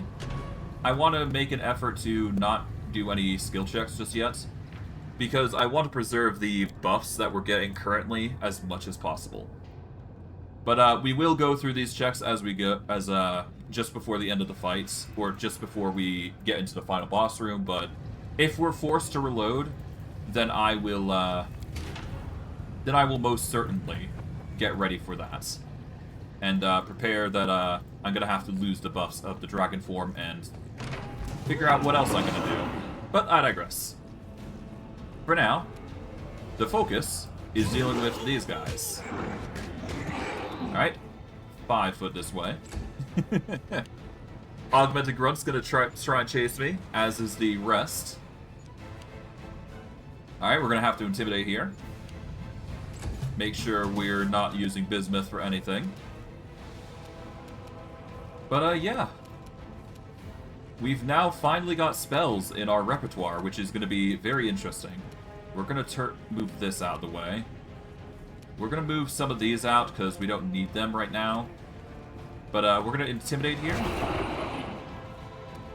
Alright, we're going to 5-foot step here. And, yeah, we got some spells that we're going to be utilizing in a bit. Well, in the future, anyways.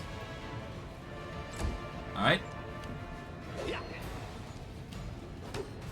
But yeah, no, every time we sneak attack, we will get the benefits of our studied target, so that's going to help. But we can always use it as a move action, but I don't need to do that. Yeah, we're gonna get just as much progress done as we, you know, do this. But I digress. With a well-placed combo here, we should be good. Let's see, you're shaken for 30 seconds. You are shaken for 18. Focus on you. Alright. 5 foot back. There we go. Yeah, you're forced down. Alright, let's do some lightning here just to clear out the enemy. There we go. This augmented grunt is probably concerned at us, but, you know, we'll be fine. We'll be able to take him out pretty easily. There we go. Done. Alright. Pretty easy, all things considering. Alright, Stein. Let's save here and let's investigate.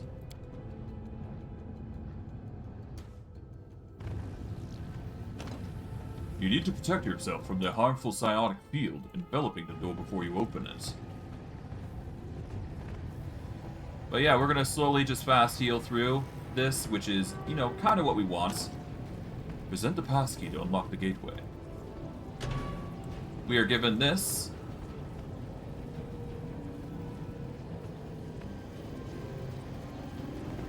Do we want to be touching random fields of power? Probably not, but you know what? It's fine. We can check it out. Pop it open. There we go. And in doing so, we open that gate. Cool. And we make this gate's power fade, thus resulting in us being able to continue, which is exactly what we want. Alright, accessing the door controls, open this up. And we are going to save here and brace for whatever's on the other side here. But yeah, no, with this, we will be helping ourselves to a +1 ability here, which just makes it a whole lot easier to deal with the enemy. These sorts of changes are absolutely required to make us ultimately stronger. But alas, we are dealing with an enemy here. I guess we're going to go for the combo on the bard here. There was no conversation, apparently. Okay. Apparently he does not want to talk with a, Yeah, apparently they don't want to talk with a dragon. Alright, whatever, I guess.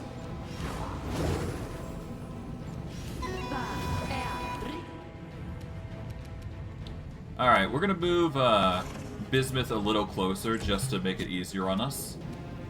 But we are gonna need to intimidate here. There we go.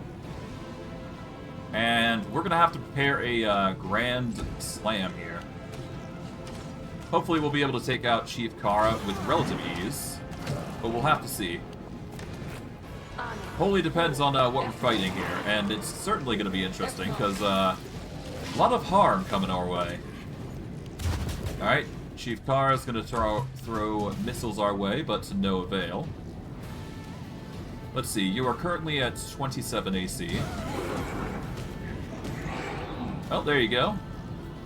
That is what you receive, I suppose. Yep, they're really trying to hit us, to no avail, though. Man. Well, at least they're hurting, the succubi are hurting us, but Chief Kara is in for a rough time. Alright, well, given the circumstances, I'm not going to tolerate her. Lightning. Boom. Normally there is a dialogue with her, but apparently in this situation there is no dialogue. Lovely.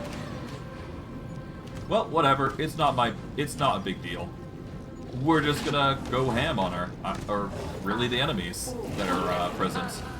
Gonna suffer some serious damage from these constant touch attacks, but you know what? It's fine.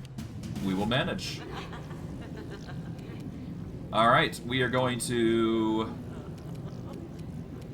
activate Fey Aspect here, I guess. We can't move is the problem here, so I guess we will have to focus... Oh, wait, we can move. What? I'm not sure why we are having a bit of an issue here, but whatever. Alright, so you're the next target, I guess. Alright. Augmented Succubi is trying its absolute best to really harm us, but we should be fine all the same. We're suffering a lot of damage, though, from the constant barrage of injuries. Hopefully that's not going to be a common occurrence here. There we go. Oh yeah, no, they've locked us in. They're actually putting us in a position where we're forced to just combo these guys. They've locked us into the zone. God damn it. Damn succubi and their, you know, positioning. Ah well, we'll be fine. Alright, I guess we're gonna intimidate here. Yeah, no, we're gonna have to intimidate here. We'll intimidate here. We can't move, per se, because they're all in the way. But we can certainly focus on this succubus, and hopefully with that we will be able to move. But we'll have to see, really. Either one would be good. Or at least dealing with one of the multiple succubi here is perfectly fine here. I mean, he's going to get knocked down prone if he tries to stand up, so we're going to be fine there. But, yeah, no, it's going to come down to luck here, really. Alright, we're going to focus on this succubus. 12 seconds of flat-footed nature. Alright, there we go. That is half health.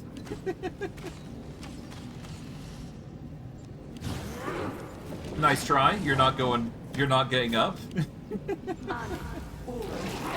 Ow. Okay, nice try.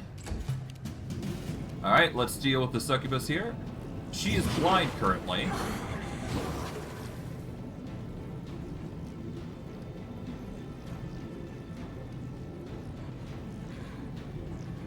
We still can't move. Okay. Well, that sucks. Unless, of course, this is bugged, in which case, oh god, this is going to be very dangerous. That's going to be really annoying if we're bugged in a situation here. Alright, we are going to do some lightning shenanigans here. Focus on the succubus here. Don't exactly want to deal with her. You're next, obviously. I'm not too worried about you, or you, really. As long as I just KO that guy really easily, then we should be fine. It's the succubus I'm worried about the most, but, you know, she's lost all of her ability to actually bath or suck my HP out, so we should be fine. I can't go to Gra here, so I'm just going to focus on intimidating here. I still can't move. I'm still annoyed by that. But I can focus on the succubus here, and we should be able to move at that point. I hope. But we will see. You're knocked down. Good. It's kind of funny that we're able to knock this guy down with relative ease. Alright. Well, we're slowly healing. We'll be fine. As long as we deal with the succubus, we'll be fine. Oh, wait, hold on. That was a move. There we go. That's better. We can move. We're just a little tight in the corridors currently.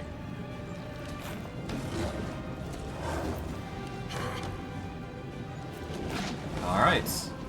Well, we should be fine after this. Like, we're slowly getting enough to actually deal with these guys. Just deal with that succubus there. There we go. We're gonna move up to here, I think. Yes, it's gonna put us in a, you know, constricting situation, but considering we deal with the augmented succubus here, why not? Or the incubus, rather. We should be fine. We'll slowly whittle down the enemy this way. We are going to nuke the succubus here. There we go. That gets rid of her, so that way we can just passively heal. Yes, we may get a crit here and there, but we should be fine. This guy is just going to be caught unawares, basically. We're going to go for the greater clavicus here now, I think. Yep, you are shaken for 5 seconds more. That's perfectly fine. As long as we deal with you, you'll be an easier target to deal with, so there you go. Still worried about the archer, but, I mean, if he's not hitting his shots now, he's not going to hit them right now, or later, so why not? Let's leave him be. This guy is still flat-footed, surprisingly enough. Okay, cool. Combo the ever-living hell out of him. There we go. This guy is still down, but that's perfectly fine. I do believe if I 5-foot step now, and I plan it just right, I should be able to target both him and this guy. And I'll be able to knock them or I'll be able to do a laser bit here. It's not enough, but I can certainly do a laser bit here. I got one of them down. Now it's just this clavicus here that's prone. Ow. We'll fast heal. We'll be fine. Alright. We're gonna 5-foot step here. And then we're gonna coup de grace this one. Not enough, but he's certainly suffering now. Alright, this clavicus is doing some stuff, but to no avail. Alright, electricity. That's perfectly fine by me. Alright. Move 5 foot away. There we go. I guess I could move over to this incubus, though. There's no harm in that. Yeah, we're gonna start moving over to the incubus here now. We're gonna obviously combo this clavicus, but the incubus is next on our list of KOs, so why not? He's gonna have a rough time. Alright. Absolutely demolish this guy here. There we go. I bet the incubus here is panicking at this point. Let's turn this Fey aspect off, I think. Yeah, let's turn it off. It's got enough duration that we'll be fine. Yeah, these guys really don't stand a chance. Especially if we start comboing really well here. The 20% miss chance certainly helped us here, though, so that's really good for us. Once again, the game proving itself really worthy of having the shifter levels. But I digress. I'm rambling at this point. Ow. Okay. We are going to coup de grace the clavicus. There we go. And 5-foot step close enough for the augmented incubus to start provoking. It's reached the point where we're going to start demolishing this guy at this point, I imagine. We are going to do that, and then we'll demoralize him. There we go. That'll be a little bit better than what we're doing normally. And yeah, he's in for a rough time. But thankfully, our healing just outweighs anything that they throw at us now, so we'll be fine. The healing's going to carry us for the most part here. Alright, let's KO this guy. Yep, negative 157. There is no point in recovering. But regardless, lightning. Done and done. We can still do this. After a coughing fit, the warrior wipes the blood from her lips. Her hands move lightly. Without the artificial stiffness you observed in the behavior of the other enemies here. But her head has been mutilated in the same way of everyone else's. The top of her skull has been removed, and the thin bobs of the crown she is wearing go right into her exposed brain. Who are you? I am Kara, chieftain of the Blackwater clan. She regards you with proud defiance. There's no trace of the cold indifference in her eyes that you've seen in the other guards. And you, outsider, have assaulted my home and threatened our great mission. You haven't lost your mind like the other occupants of this place. If you don't resist a circlet, it won't smother your mind. It's tough. Tough to feel someone else's will entering your conscious. Tough to give up the freedom to control your body, like a cold hand sinking into your head, sifting through your thoughts with its slimy fingers. For a moment, her defiant expression fades, and you catch a glimpse of her disgust and fear. But I readily accepted my fate. I'll gladly endure any torment, as long as it brings us closer to victory. What is your mission? Kara's voice rings with zealous fervor. To defeat the demons. We're gathering an army that can march on Iz and exterminate the abyssal spawn. More souls like you who wandered through our camp become invincible soldiers. Only they are capable of prevailing in this war. No mere mortals, not even the gods themselves, can stop the world wound. That means we are mortal kind's last chance. We possess great magical weapons. Our bodies no longer know pain, and our hearts know no fear. Our minds are bound by the Master's will and discipline. Cast your blade down at his feet. Let him touch you, and you'll join with us. The true savior of Golarion. And why did you attack me? Hundred Face identified you as a threat to the mission. We are executing his command. Your life is unimportant, as are ours. All that matters is the success of the mission. And tell me of Hundred Face. There is grief in her eyes, but unswerving devotion in her words. The last hope of Socorus, a great thinker and strategist. When the demons came and our clan was at its death throes, nobody answered our call. The other clans chose to save themselves. Our neighbors turned their backs on us and the gods. Even our gods did not answer. Because they were afraid, they hid like cowards. And then Hundred Face came. A stranger from Numeria who did not know us and owed us nothing. But unlike the others, he was willing to help. He was looking for allies, desperate people who would agree to anything. People like us. The Blackwater clan rejected the taboos of our ancestors, cursed the traitor gods, and accepted the mage's help. And now, with his aid, we will defeat any foe and save Socorus. Alright, what are you and Hundred Face doing here then? We've been building up an army. Ordinary mortals can't hope to fend the demons off. Our bodies are fragile, and our hearts are fickle, ready to betray us at a crucial moment. Nothing of this world could give us the power we needed but Numerian machines. Her voice drops to a whisper. But not of this world.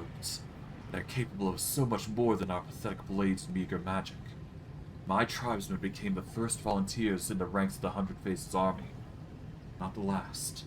Soon we will purge all Socorus of this taint, free our brethren from the demon's yoke, and prove that our sacrifice has not been in vain. Hundred Faces destroyed your clan and turned them all into monsters. We gave ourselves up willingly, we had to. And I was the first to let myself be crowned with a circlet. Yes, it was excruciating and horrifying. When the blades dig into the bone, when the ropes sink into the brain, that is when one begins to know true terror. Some surrendered to their fear at the last moment. They tried to resist, they begged for mercy. But we would not allow them to bring shame upon us all. I personally placed circlets upon the head of the doubtful, a heavy, bloody burden that could only be carried by the clan's chieftain. So you all chose to exist as mechanical puppets. You would judge us? Have you ever seen demons butcher entire villages? Mothers being lashed with whips and forced to run the length of a parasite? Yeah. A lot of danger. I have seen a lot of stuff, and I must put an end to this. The end justifies the means. Scowling defiant, she is not even yelling at you, but past you, her eyes distance. We can do this. We won't give up, whatever the cost. We'll pay for it. Fools. You gave yourselves over to this Hundred Face to be turned into slaves. Slaves?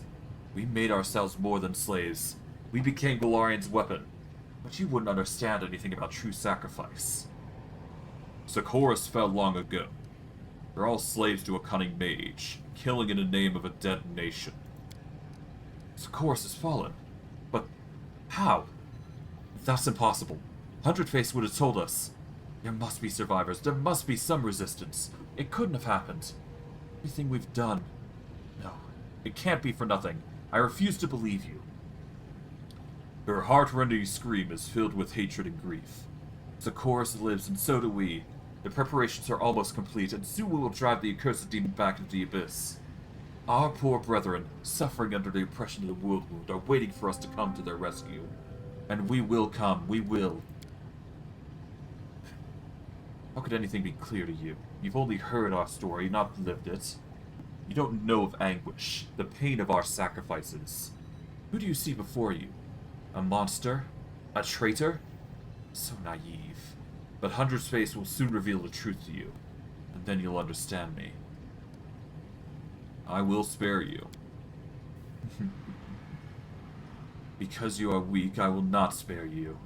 My warriors will gather your remains and bring them to Hundred Face so he can make you join us. She jumps to her feet in one impossible, unnatural motion, as if grabbed by an invisible hand. Her eyes are now ablaze with light.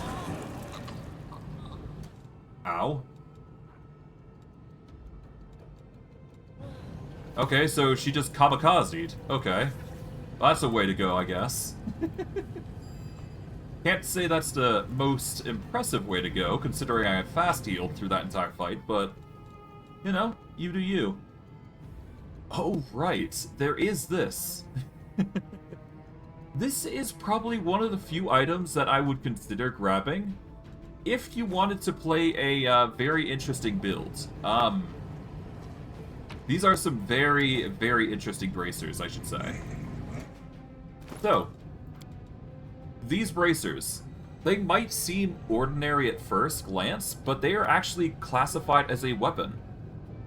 Sadly, you can't equip them, but if you could, they would basically act as a touch weapon, I do believe, because they are just raw electricity damage.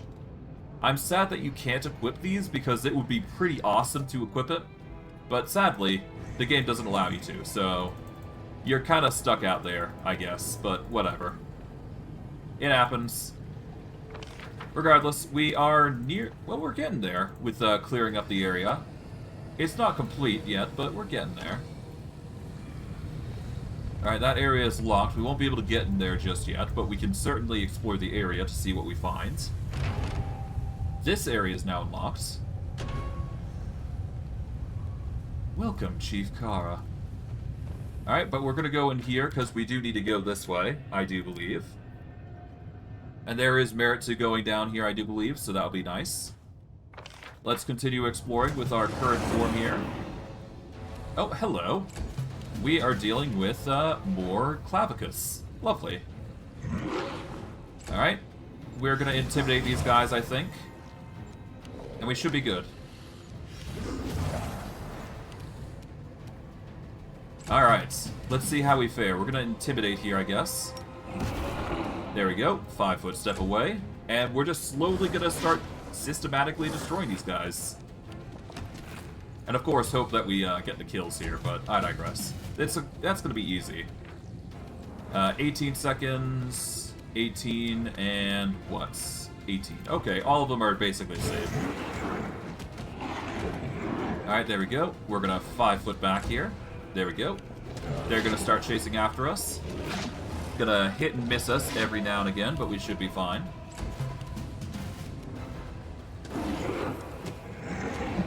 There we go. He is now blinded, which is funny.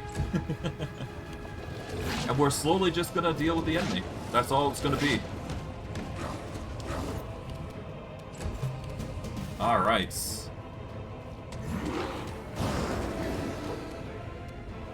Okay, we are going to need to use some electricity here to get the KO here, but other than that, we should be fine. A quick well-placed strike of electricity should be enough. Alright. We're going to use our breath weapon here. There we go, get 1 kill. Move back. And just repeat the process here. There we go. Intimidate, there we go. Back up.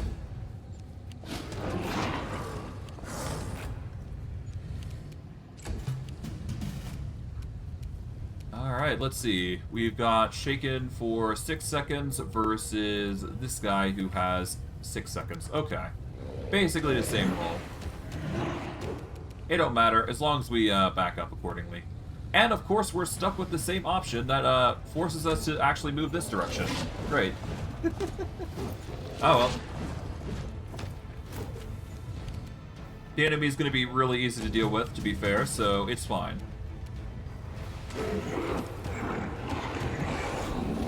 Alright, this guy is knocked prone. We're going to move this way. Oh, we missed there, that's fine. Okay.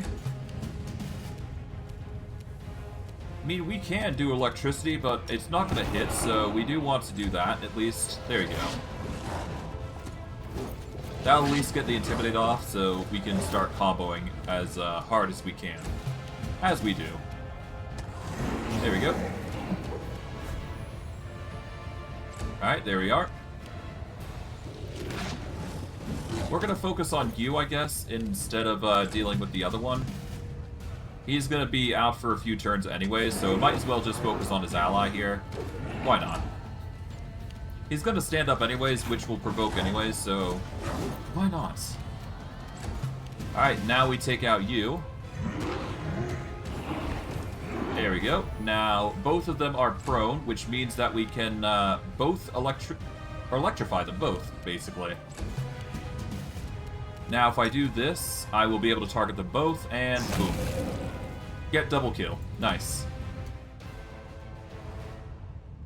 Alright, Stein, continue on your way. You've been doing really well for yourself, my guy. You should be good to go.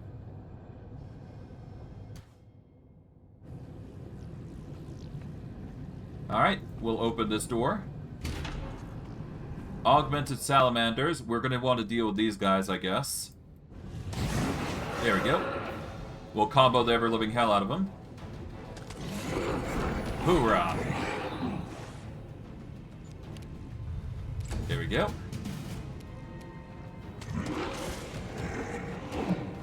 Alright, down to a negative 194. Impressive. Alright, these augmented salamanders are going to start coming over, as expected. Alright, we are going to do our electricity blast.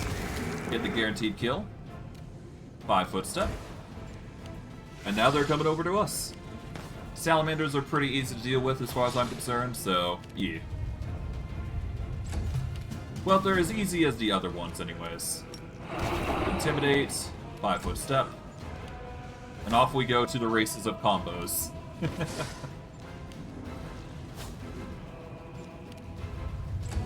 Well, I guess, to be fair, they're actually getting better hits off because of the outflank, but other than that, we should be fine.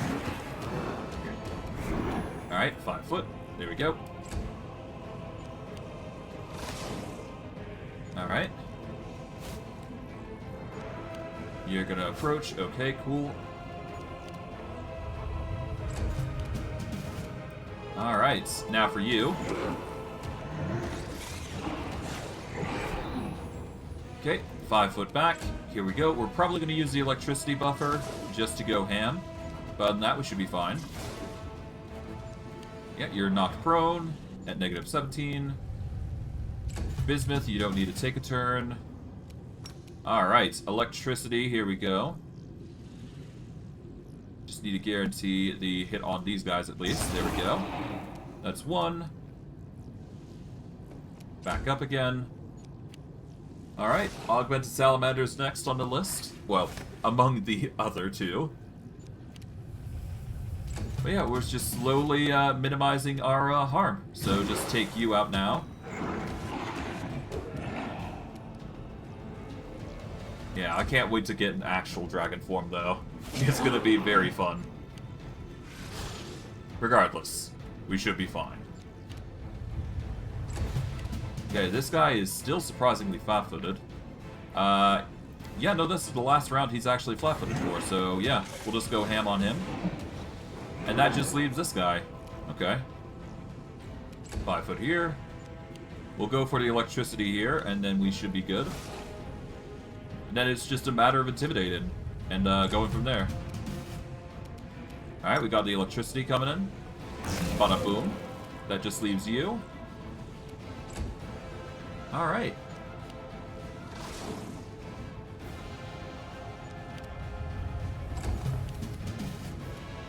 Alright, we are going to do study targets. Then we're going to demoralize you. And then we're going to 5 foot. There we go.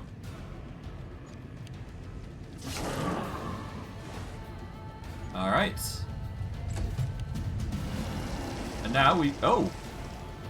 Oh, we've spent so many rounds that, Okay, so we've spent enough rounds that we've actually lost our form currently. Well, that sucks. Alright, whatever. I guess I'm polymorphing back into my, original form here. My typical, Fae form. Anko. That was interesting, development, to say the least.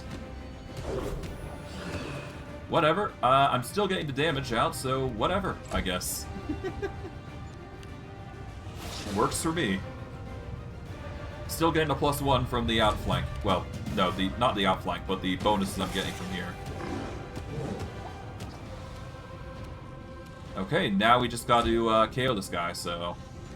Sadly, we can no longer use our electricity as planned, but we can certainly coup de grace here. Boom. Done and done. We get ourselves some nice little weaponry here. It's a little lag induced here. Hopefully this fixes things a little bit there. There we go. It doesn't do much, but that's fine. Components of the Hunger Faces circlet. Cool. We've got another door here. I am going to save, I do believe. Because we are going to have a bundle of areas that we got to explore. I'm going to save here. Because we now can actually go back and do some skill checks, I do believe. In the other room that we had skipped. Ultimately, it just comes down to do some skill checks here. And then we should be fine. Alright, let's see. Use magic device is going to be a common thing that we're going to be using here.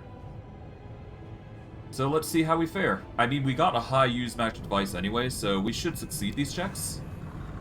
You realize that the knowledge of the camp around you is stored and processed in the depths of this machine. It contains information on the workings of the camp's machinery, as well as previous attempts to storm the compound. And then we got this, which we will save and get ready to attempt to discern.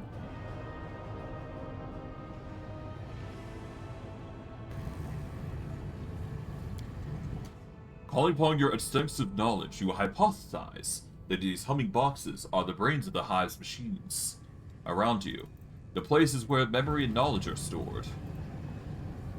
Okay, interesting. Anything else around here? Not really, but there's a few things here and there that we can grab, I do believe, so... Really just comes down to what we find here. Gonna look around here and there, and we should be good.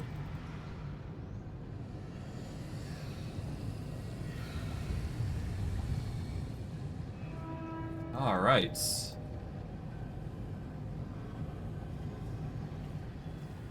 Is there anything else around here? Not really. It was just those few checks, I do believe.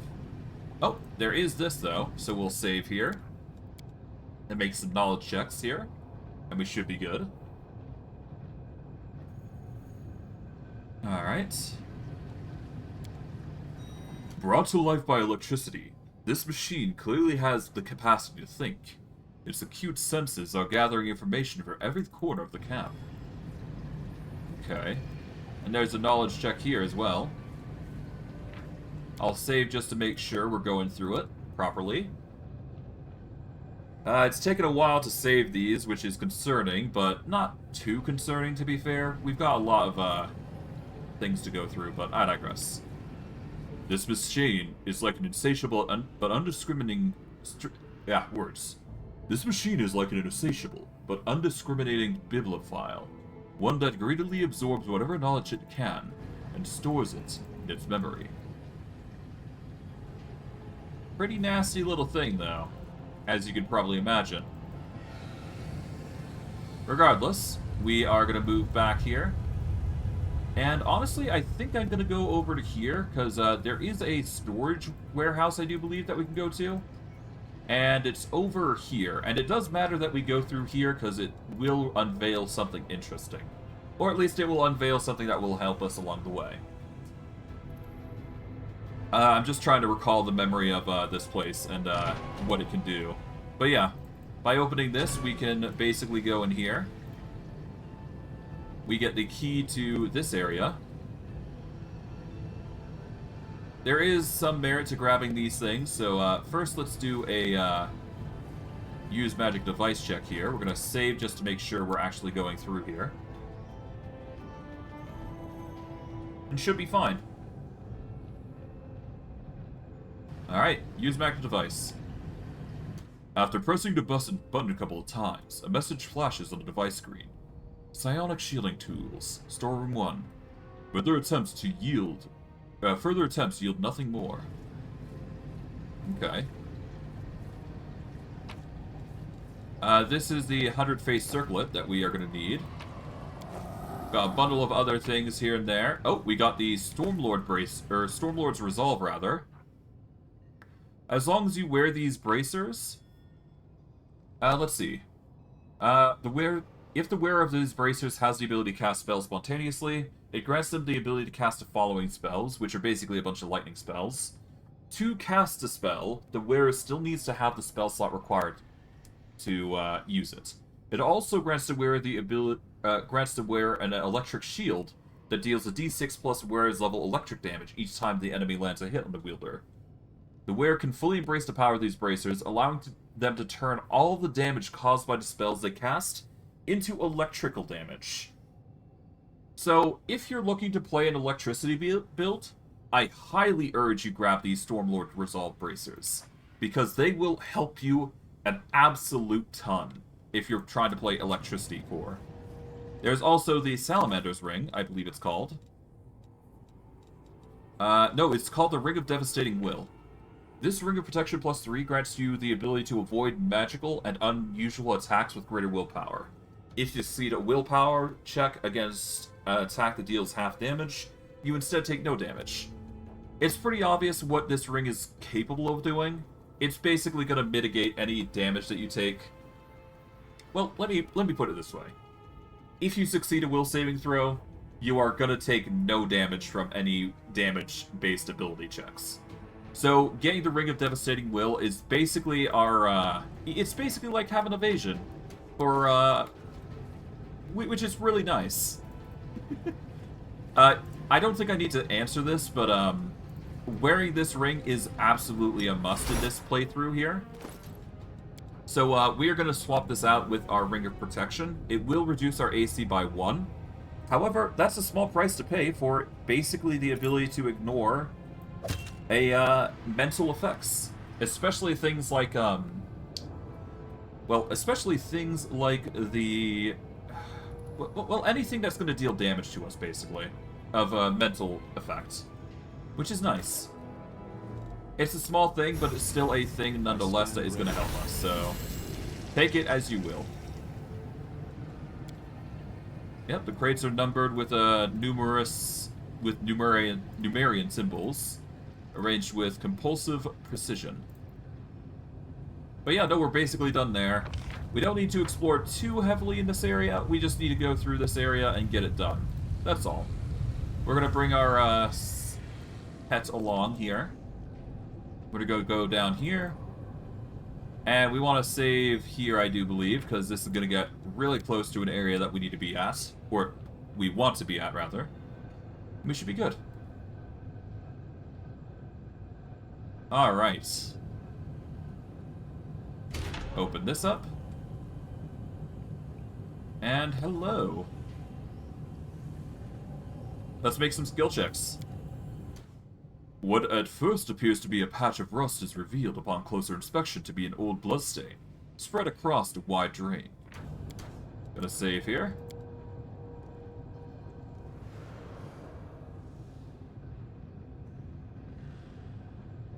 There we go. Let's see what else we come across. Use magic device. This machine is used for healing and provides the healer with information about the patient's current condition. Okay. Got a little thing here. Another flaming lockpick. I failed the lore nature. Great. That is why I should have saved. Whatever. It's fine. We'll make these checks one way or another. Should be cool.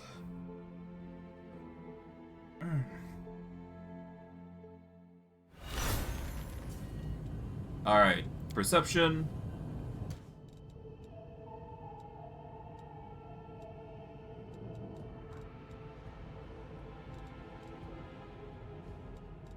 Alright, succeeded that, I do believe.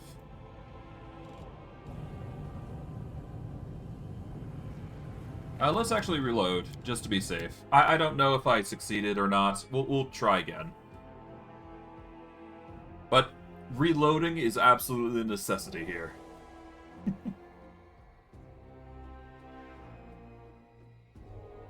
I'm actually curious, how much experience have we managed to cluster ever since that, success there? Okay. We're doing quite well on experience, I would say. There we go.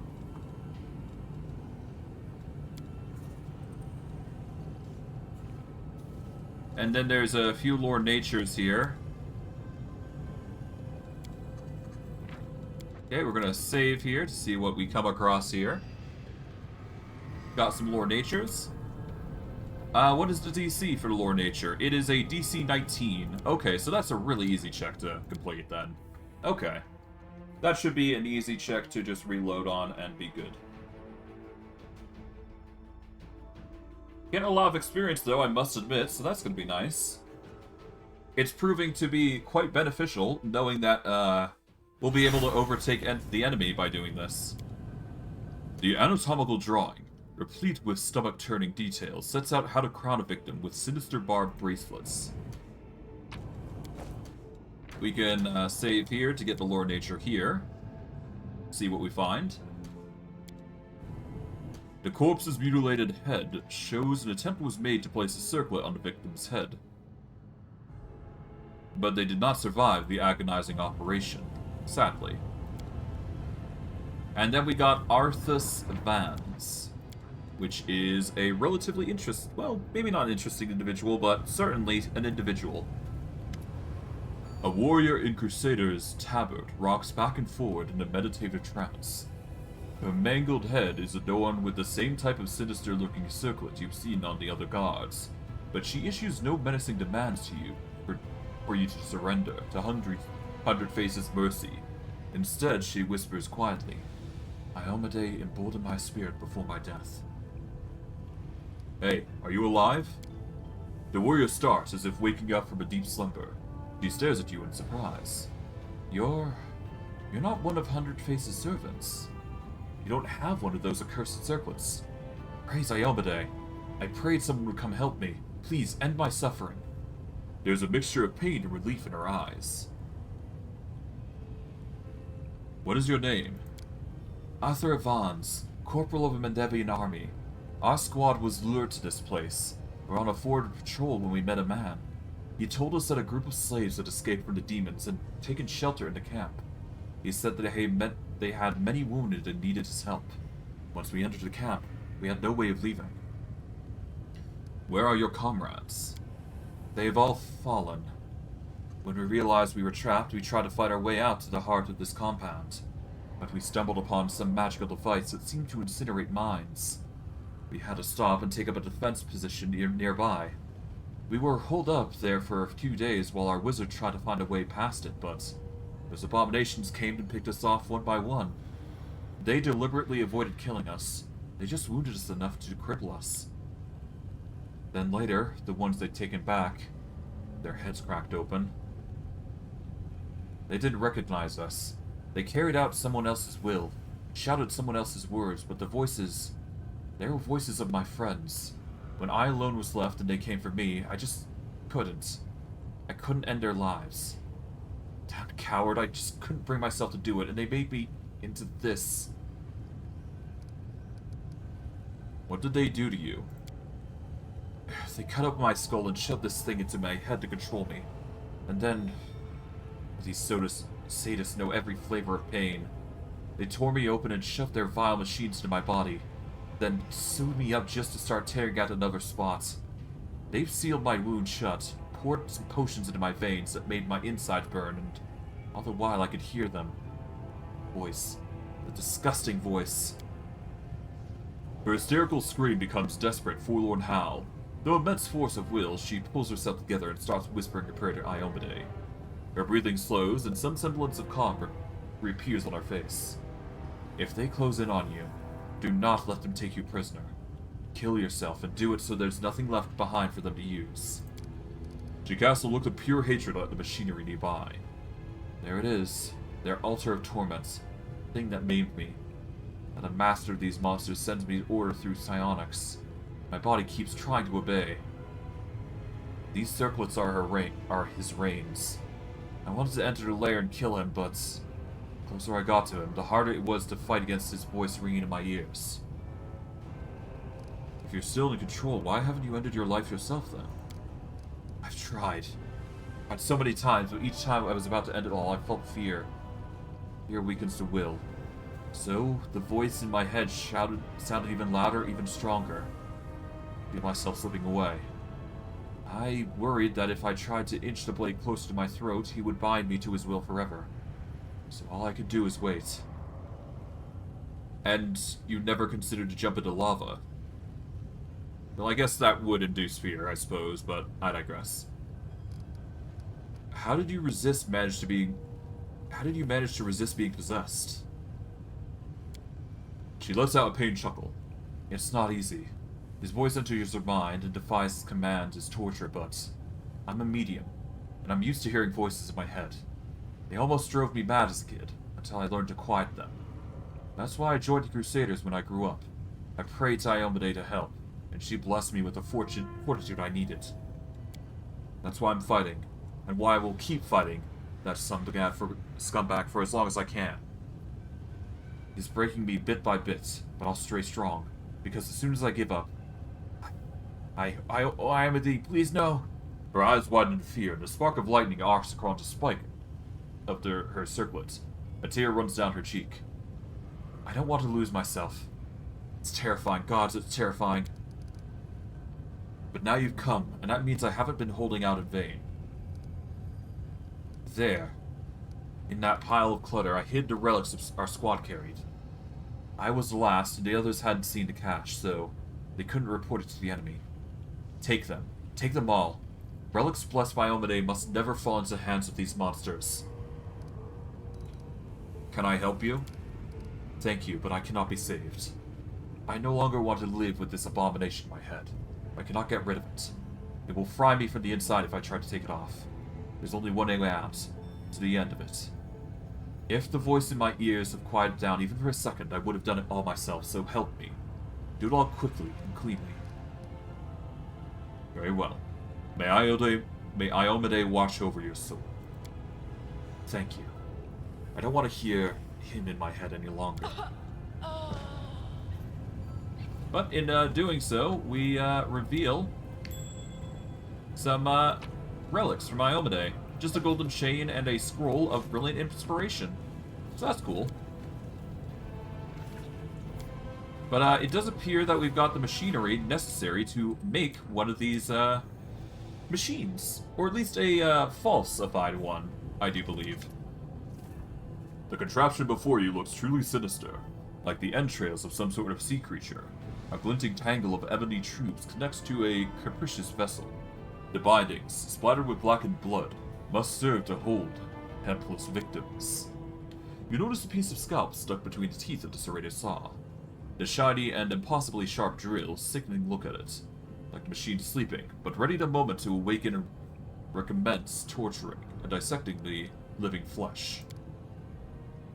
It appears this machine is what performed heinous and disfiguring procedures on the gods that have turned into puppets.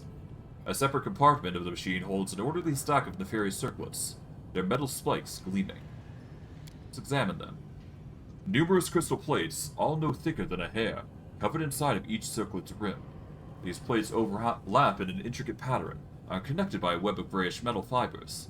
Small spheres of cloudy stone resemble smoky quartz, rest against temples. It's possible that these are what the mysterious master used to deliver commands to his slaves. Let's try and get a sense. Carefully touching the crystal plates, you analyze the circuit's reactions. Some touches make the circlet vibrate quietly, while others, tiny storms of lightning run along the spikes. Even though this contraption was created by adepts of magic, you're completely unfamiliar with... Well, even if you're not completely familiar with it, you're nonetheless certain that it is magical. Basing your assumptions on your knowledge of primary arcane principles, you're able to guess the access keys to some of the simplest, least sophisticated functions, and activate the circuit. It seems that this item was crafted through use of psionic magic. The crown can heighten one's sensitivity to such influences, but it could instead be made to protect the wearer from psionics. With help from the tools available to you, we convert the crown into a protective circlet. First and foremost, you break off the sharp spikes. Then you tear off the drill out of the monstrous machine's fastening. You wield the drill, methodically punching holes into the circlet, and hoping that your calculations are correct. By destroying a few specific parts of the contraption, you render it completely harmless. At last, your work is complete. You've turned this horrible device into something resembling a helmet that can be worn atop a head, and intact head that hasn't come into contact with the saw. This headgear will keep the wearer safe from even the strongest psionic attacks. And in doing so, we get a Helm of Psionic Protection. I do believe this is a wearable item. I do believe, anyways. Let's see. Where is it?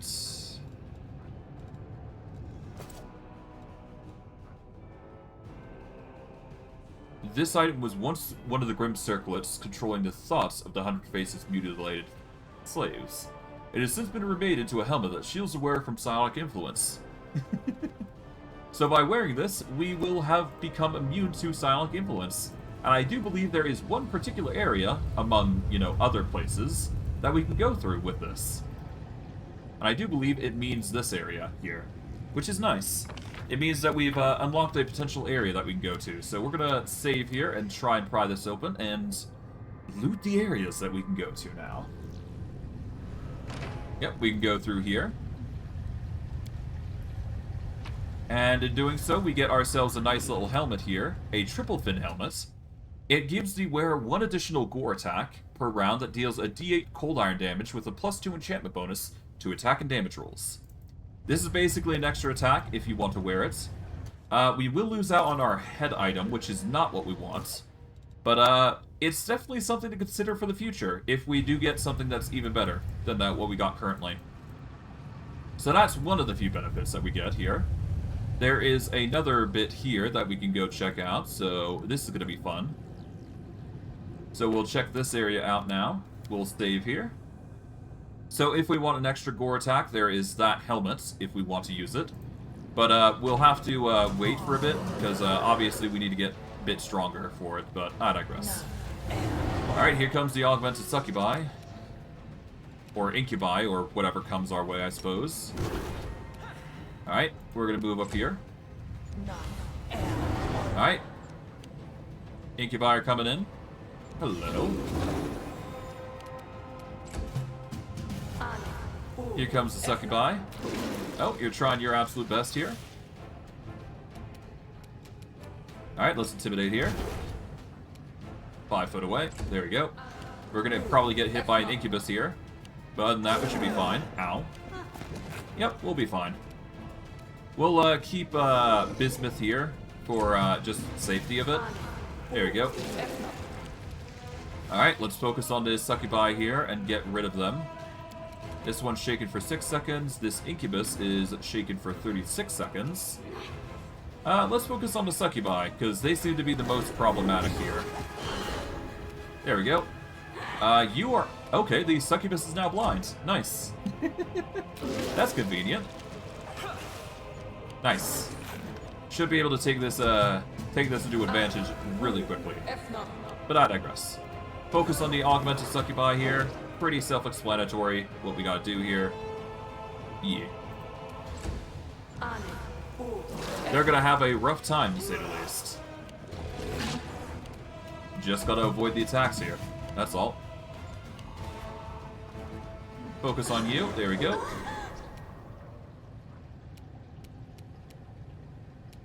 Okay, we're gonna 5-foot step this direction. Just so we got the better chance here. Ow. They're gonna get hit more times here, but that's perfectly fine for the sake of getting the proper coup de grace here. Yeah, there we go. We're gonna 5-foot here. This way we don't get provoked when we do this. There we go. Nice. That is one of the succubi dealt with. And now we just gotta deal with the other 3. We'll aim for the succubi next, or the second succubi, I should say. You are currently not flat-footed. The augmented incubus is, so I guess we can focus on him. He is shaken for 12 seconds. Perfectly fine. There we go. Just slowly whittle him down, and we should be good. Yep, that's a whiff there. Yep, they're trying their absolute best to no avail, which is good.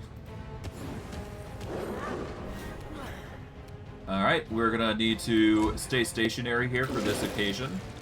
It needs to be done. Alright. That way we can coup de grace properly here. There we go. And coup de grace. Done. Alright, that's 2. Now it's just this succubus who's gonna try and get hits on. But to no avail, because we're just gonna intimidate. Oh, right. Boom. There we go. You're shaken for 12 seconds. That's perfectly fine. That should be enough to get us the job done. And we'll heal, you know, passively aggressively. Because that seems to be our gimmick here.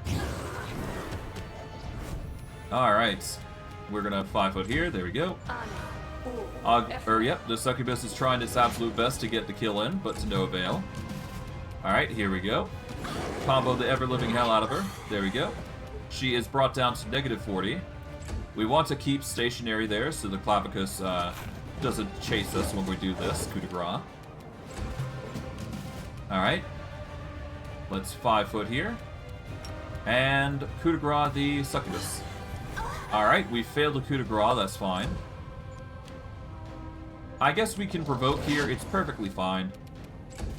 We're gonna try again. Alright, come on. Fail. There we go.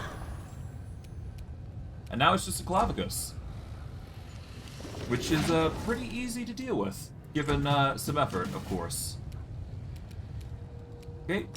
Study targets. Intimidate. And 5-foot. You're forced to chase after us, as expected. And now we go ham with the attacks.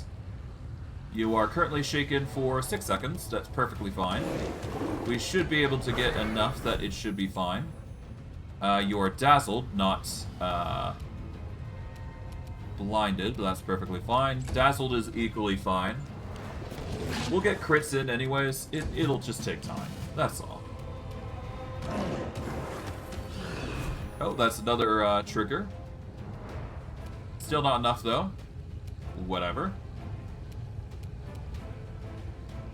Alright, we're just gonna move there. There we go.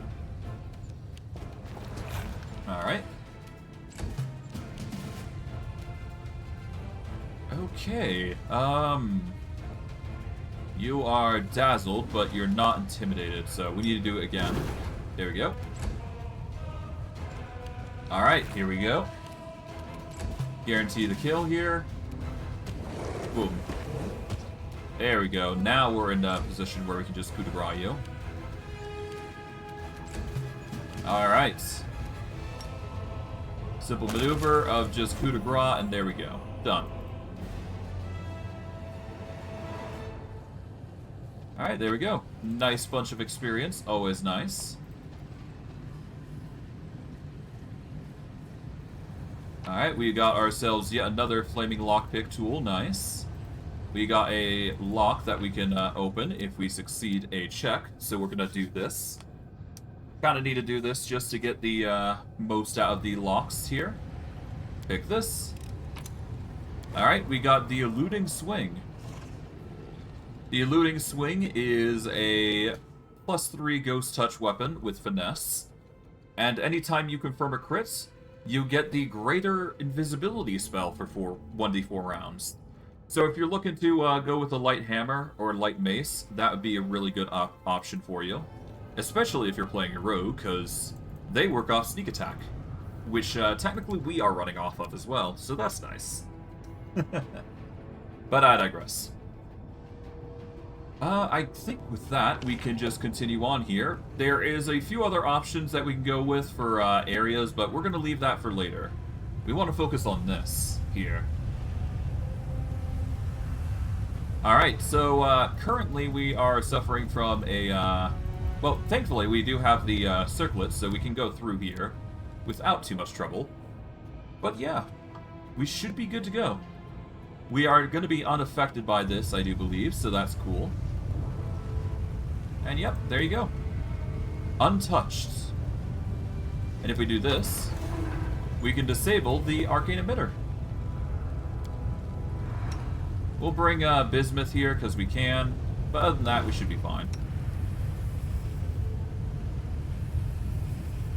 This is the final room, and we're going to have to brace for a fight, to say the least. So, this is the final room in the boss zone. It's a pretty nasty fight, I must admit. But it's not as bad as the prior fight. So we can actually manage this, I'm confident. But it's still pretty nasty for what it is. So, we're going to have to brace for whatever comes our way here. Let's see. What can we do to prepare? Not really much, huh? The most I can think of doing is just doing our typical buff routine. So we're just going to see what we can get thrown in on top of the list. We'll go with False Life. That'll help us a little bit. What else can we do? Invisibility is not going to cut it, but we can use it, to be fair. That is an option available to us. Electricity is probably going to be a nasty ability against us, but we should be fine. I mean, we've got plenty of buffs. Well, actually, hold on. Let me check my marshal here. Alright, we're going to have a bit of an issue with electricity, but I do believe we have a way to actually mitigate it somewhat by using some scrolls. I do believe the angelic aspect provides a buff there, but we'll get to that in minutes. So, one thing at a time. We are going to need Scene Visibility, we're going to need Sense Vitals. I do believe we have True Sight on, so we should be good. Even then, I'm probably not going to be using that, so Scene Visibility is probably just for the best. Reduce Person, pretty staple ability, always going to want it. We'll go with Eagle Splendor just to increase our stats, and Fox's Cunning all the same, just to increase stats. Blink we'll save for last. What else? Protection from Arrows Communal. I don't think we need to go that far as I'm aware, but it's tempting, I'm not gonna lie. Displacement's definitely gonna be something that we're gonna need to cast. We've got 2 charges left, so we gotta make it count. Death Ward, absolutely gonna need it. Just to be safe. Freedom Movement we should have, yep, we've already got on. Shield of Dawn. If we get attacked, that's probably going to be nice, but we shouldn't need that. Haste Potion, always good. We'll use that. Magical Vestment Armor is already on, so we don't need to put that on. Angelic Aspect is absolutely going on, because this will give us an Acid Cold Resist. What else? Holy Sword is a no-go here. Greater Heroism. We really should have that on, just so we have the bonuses. There we go. That'll just be nice for us. If we ever need it, we can use the Midnight Lilies, but we shouldn't need it for this occasion. Do we want to go with a Blue Dragon polymorph? I do think we do. We're definitely using the Mirror Image, though. That's an absolute. We're going to go with Wand of Blur here. That's going to help us a little bit. Alright, we're going to use the Displacement here. That's going to be our second to last casting of it. Alright. Alright, we need to save here specifically. We're going to be saving under pain specifically, because this is going to be one of the bigger fights here. And let's get ready for a mighty rumble, to say the least. Because this is going to get fun. Well, fun or nasty, one of the two. Either way, it's a danger. Alright, we're going to go Blue Dragon for this fight here. I always did what was right. Therefore, I became righteous. Okay, that's a load, because we lost the spell, thanks to Blink. Because Blink is an annoying spell that likes to get rid of your spells for some reason. When you're in the ethereal state, which is not cool. I think that's the only concern with Blink, I do believe. But other than that, you should be fine. Make sure you always cast Blink second to last. That's the only thing I'm going to say when you're dealing with polymorph and shenanigans and all that. But I digress. Okay, let's see. Right, we need Blink, and then we can cast it. Okay. Alright, Blink, and then Blue. There we go. Alright, we've now cast it. We're basically dragon form here. We got a breath weapon of lightning. Let's go in.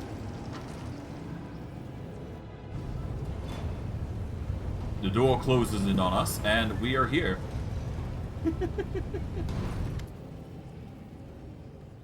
The mage's voice is quiet and matter of fact. You've demonstrated superior abilities. We are impressed. We greet you, candidate. Who are you? We are Hundredface, the mind engineer, the alloy of mortal and immortal. We oversee this community. You realize you've seen this face before. The cowl-shrouded visage of the Kelid Velg. Who told you about this place? The top of the Hundredface's skull has been removed like the others, but the crown he's wearing is much larger and more intricate. So even you turned yourself into a machine? True. The exhaustion and deterioration of living tissue reached critical levels. For the purposes of continuation and function, a number of measures were taken. The decision was considered acceptable. The procedure resulted in the duration of existence being extended by an unidentified length of time, which will prove sufficient for the discovery of a permanent solutions. What are you doing here? We are conducting the project, implementing the schedule, and gathering an army, while incrementally enhancing countermeasures. We are attracting increasingly more dangerous opponents to absorb their abilities, through modernization and amalgamation. The next scheduled phase is to attract a high volume of non-mortal opponents, such as the demon armies of the world. The chances of victory are adequate. How did you convince the Sicorians to serve you? The manipulative approach was deemed optimal. The specimens were motivated by the promise of assistance. Mistrust was suppressed through the weakening of their identities' basic elements such as hope, religious beliefs, or ethical limitations.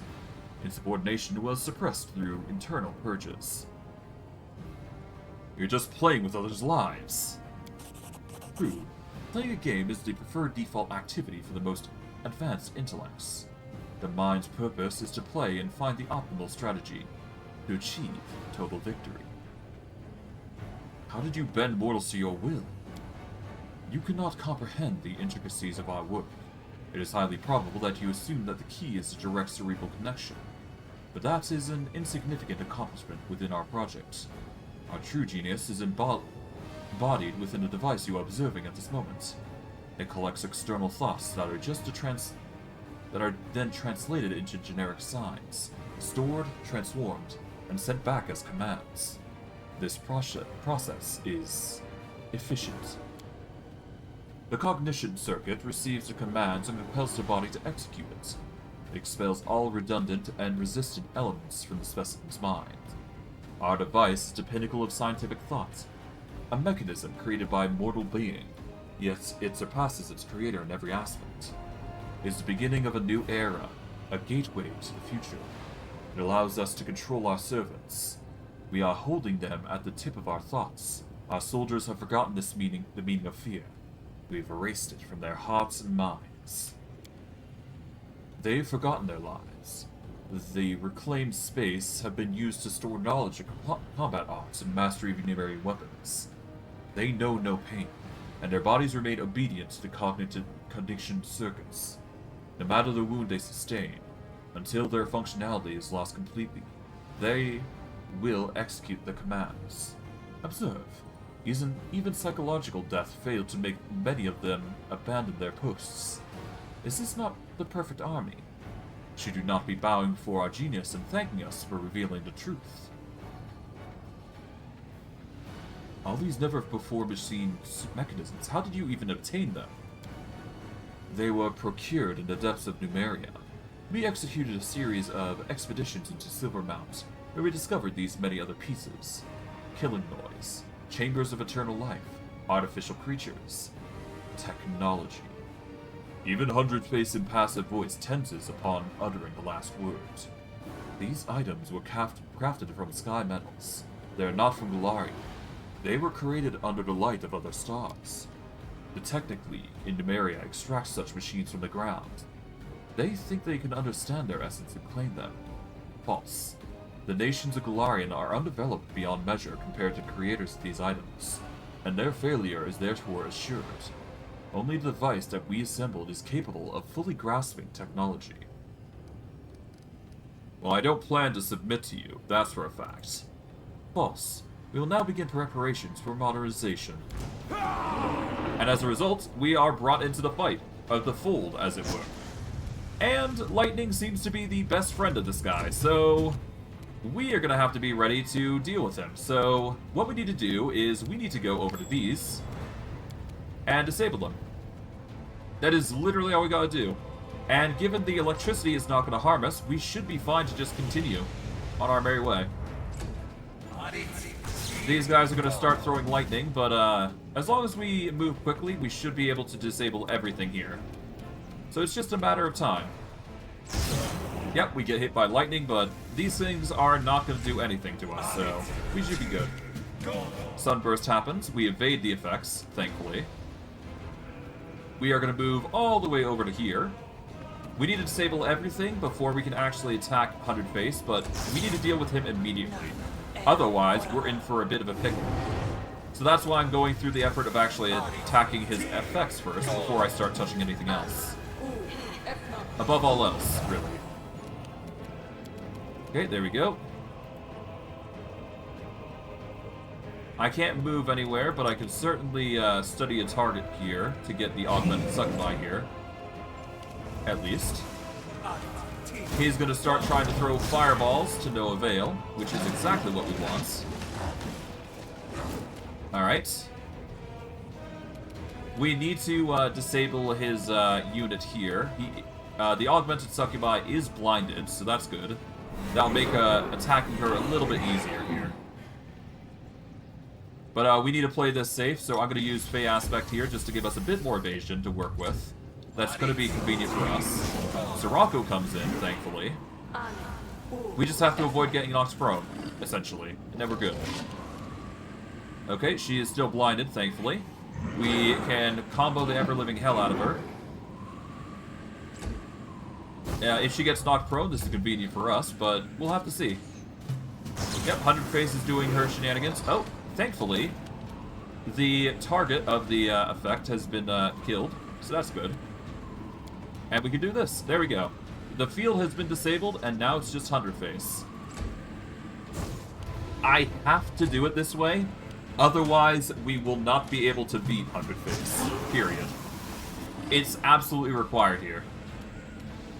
So now we're just going to march up to Hundred-Face here. And go for the attack. There we go. Nice. And now we just got to make him flat-footed. And we're basically golden. Yep. Critical hit. Nice. Clavicus Marauder is blind. Alright, Intimidate here. 5-foot step. And let them just take hits. We are immune to electricity in this form, so that's cool. Good. That's good. But yeah, no, Hundred-Face is now vulnerable. A very easy target here. Pretty easy target to deal with. Or an easy boss, I should say. Which is pretty good. Mind you, it would be way harder if we were dealing with something even more nasty, but I digress. Deal with 100 face, and there you go. Knock him down, and you're good. Stand by. Immediate extermination has been considered ineffective. The viability of our host has been compromised. The probability of death is estimated at 100%. The device must not cease its operations. We are ready to transfer the device code to you. Why are you giving your creation over to me? Self-perfection. We approach self-perfection by increasing the complexity of its structures we develop. The device is most perfect in the most complex of the structures of our making. Its continued operation will guarantee the successful completion of our function. 100 Space starts speaking in Hallett, the language of Numeria, and his voice takes on almost physical appearance. His words are impressed upon your mind with such force, you doubt you'll ever be able to forget them. Upon completing the task, 100 Fates gives an approving nod. The code that controls this device is now known to you. Use it. Its potential is limitless, and will run the necessary procedures on mortal candidates, with no need for your input. You will be able to make use of the results. Awaiting affirmative response. But yeah, no, we are given that result, and pretty much want to just take out the enemy here. Might as well clear it up, clear them up rather. Might as well, right? There we go. I plan on for this playthrough getting rid of it personally.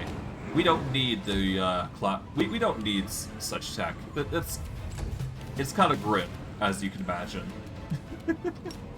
But alas, that's just personal choice. Regardless, we're gonna try and coup de grace this guy. It's gonna take some time, but yeah. Oh, that's another failed. Okay, interesting. Alright, let's try and get another coup de grace. Seriously? That's 3 successes, huh? Saving throw results. Huh. Yeah, no, he's just rolling good. Okay, that's good. Alright, well, whatever. There's an easier way to do this, to be fair. Just do this. Oh, he succeeded a reflex save, even though he's unconscious. Well, that's fine. Coup de grace. Okay. This is getting absurd. Come on, go down. Seriously?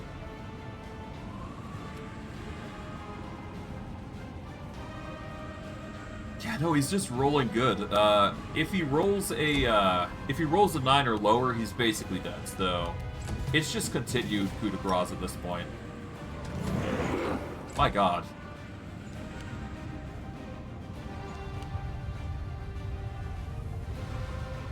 Seriously?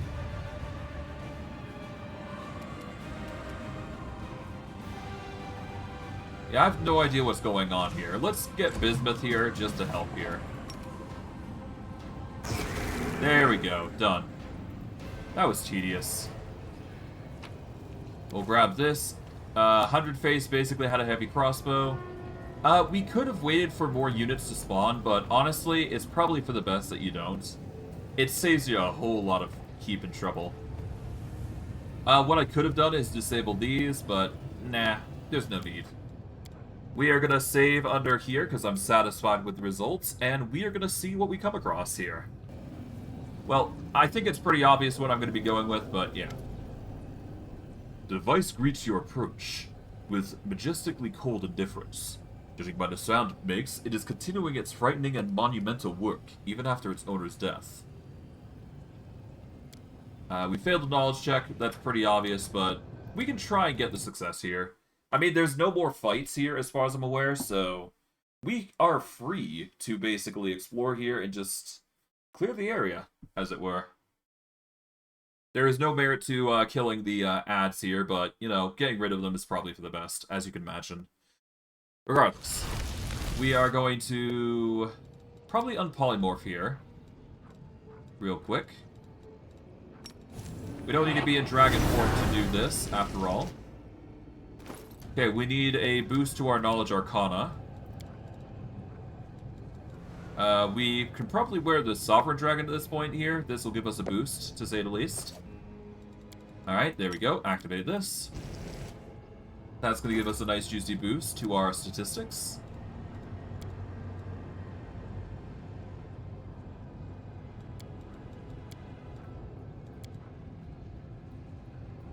Here we go. Knowledge. Let's see. Knowledge Arc. Okay, so this is a Knowledge Arcana boost. There we go. This gives us a Knowledge World check boost. There we go. That should help a little bit. Gonna save here. And let's see what we can discover about this machine. Why not? Alright. Recalling all that you have ever read or heard about the Numerian arts of technomancy, you fully understand the sheer genius of Hundredface. Did he even realize what he'd created? That the function for which he was using the device, controlling enslaved warriors, was but a shred of its true potential. One might as well use a finely tuned astronomical instrument as a paperweight. The key, unique feature of the device is the ability to read and process the thoughts of sentient creatures. By absorbing them into a crystal that serves as its heart, it breaks complex thoughts and emotions down to basic clear symbols, readable to anyone. It perceives deeply personal feelings and casually assimilates any experience, no matter how unique. It learns, and what it learns is everything. Hundredface's army provides it with many thoughts and emotions, but the device hungers for something more. Observing this magnificent monster is both breathtaking and terrifying. Let's examine it. The device makes all of Hundredface's other creations look like a pathetic tin handicrafts. Its inner workings reveal an array of perfect geometric forms, and large crystal covered in minuscule engravings hovers suspended at its very center. The wave of energy it emits envelops you. This crystal contains tremendous power, and it's the writing on the surface that directs that power. It feels as if the device itself is a living creature, one that is merely sleeping. For now. Let's destroy the device. It should not exist in this world. The device refuses to die. You watch as clouds of metallic dust erupt from its depths and gather around the parts you've damaged, restoring it to their original condition. You hear a low scraping noise coming from the core of the mechanism, like a giant tossing and turning its steel cradle, shaking off sleep. Now that you've attacked the device, it tries to awaken, to become more complex in order to protect itself. Without wasting another moment, you call upon all your power and deliver a single, unstoppable, deadly blow. It tears the massive crystal heart from the depths of the device. The mechanism thrashes around like a beast in agony, until at last, it goes still. Let us not hesitate. The fate of the device should be turned off. That is the good option. Godspeed. Apparently. Sure, you could also repurpose it. Like, there is an option to repurpose it, of course, but I digress. We do get a nice, juicy reward in the form of gold, though, so that's nice. So there is merit to keeping it as normal, but I digress. I much prefer this option as a means of being safer. Well, okay, so here's what would have happened, to give you guys a rough idea, because there is... I've gone through the playthrough here. You guys know what happens if you go to the evil option, but if you go to the evil option, basically you get some Numerian warriors that you can constantly train every month, which basically have special abilities. It's basically more warriors for your army, nothing too crazy. However, if you tear it out, you get a nice little gold reward in the form of an item. Yeah, we destroyed the machine and took the heart as a trophy. But yeah, no, that's basically the area sorted out and dealt with. There's a few other areas I do want to explore before we go any further, but we need to use some keys and explosives here, so we're going to do those real quick. And that shouldn't be too hard to go and procure here. Just pop these locks and we should be good. Alright, we got this. We got a Helmet of the Abyss Killer, which is a fun little trinket. We got some loot here, and we got a book. We'll recede the corruption, because more Abyss just recedes that way. But yeah, no, you might have noticed that helmet. That's actually a fun little item that you can get. It is absolutely useless, mind you, but it's a nice... It looks formidable. That's the good thing. And you know what? This is probably going to be one of the few things I add as a cosmetic, because it looks awesome. to be quite honest. I think that's the only thing about this game. It adds, like, very funny, unique ability or things that you can go through, but I digress. We're gonna pop this open, I guess. This will be the next area that we go through. Let's see. There's a few other areas that we can go through. Let's see. We can pick this with an extra lock. We'll go for an apprentice lock here, I guess. There we go. Alright, there is an acid spill. The fragments of smashed glass dome appear to have melted. It's as if the glass was eaten away by the gas that was previously held inside of it. We're gonna save here. I do believe there's a specific set of commands that you have to undergo here in order for this to succeed. We'll move Bismuth out of the way here for this. Alright. Its red's light flashed ominously, and a strange mechanism begins to emit a low hum. Let's figure out how the device works. After a great deal of effort, you determine that the device is supposed to send signals to a person in a neighboring room. It seems that this is where they conducted the experiments involving dangerous substances. The hand symbol must have been a signal for the worker to bring a dangerous item into the room, or to remove one. The wind symbol presumably initiates the air filtration systems, and the symbol of fire must incinerate everything inside. Alright, we're gonna do it with the wind symbol. Since you don't know exactly what kind of gas the room is filled with, trying to set fire to it would be unwise. The best course of action seems to be get rid of the source of contamination first, then pump away any potentially dangerous air. And then, yeah. So, wind symbol, I guess. Bada boom.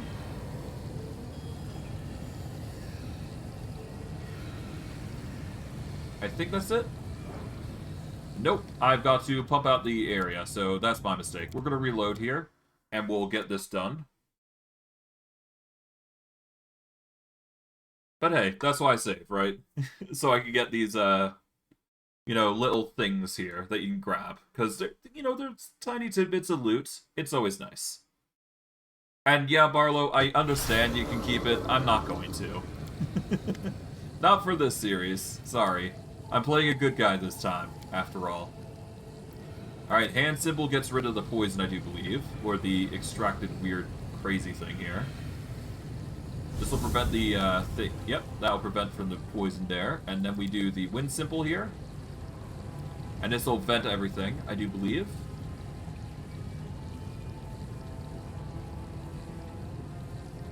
There we go. That will allow us to look through the room here. And basically allow for a clean room to work with. We can pick through here. I'm gonna start using our apprentice lockpicks, because, I mean, we have them. Why not, right? We'll save here, just to make sure we're actually going through these areas, and we'll go from there. Alright, pick lock in. There we go. But in doing so, we unlock the area here, and we get ourselves a nice Dwarven Urgosh. The certainty of death. Whenever this Holy Dwarven Urgosh lands a hit but doesn't deal any physical damage, the next hit deals force damage instead of normal piercing or slashing weapon damage, which is pretty cool. And just because we can, fire symbol. Kaboom. Whoosh. The device seems to wink at you with one of its red light and begins to emit a low squealing hum. There we go. Because why not? Let's have a fun cleanse. Disinfect the area, put simply. Alright, but with that, I think there is only a few other areas that we gotta go towards, and I think we're basically done. There isn't much in this area, to be fair. It's just a few things here and there. Nothing too crazy.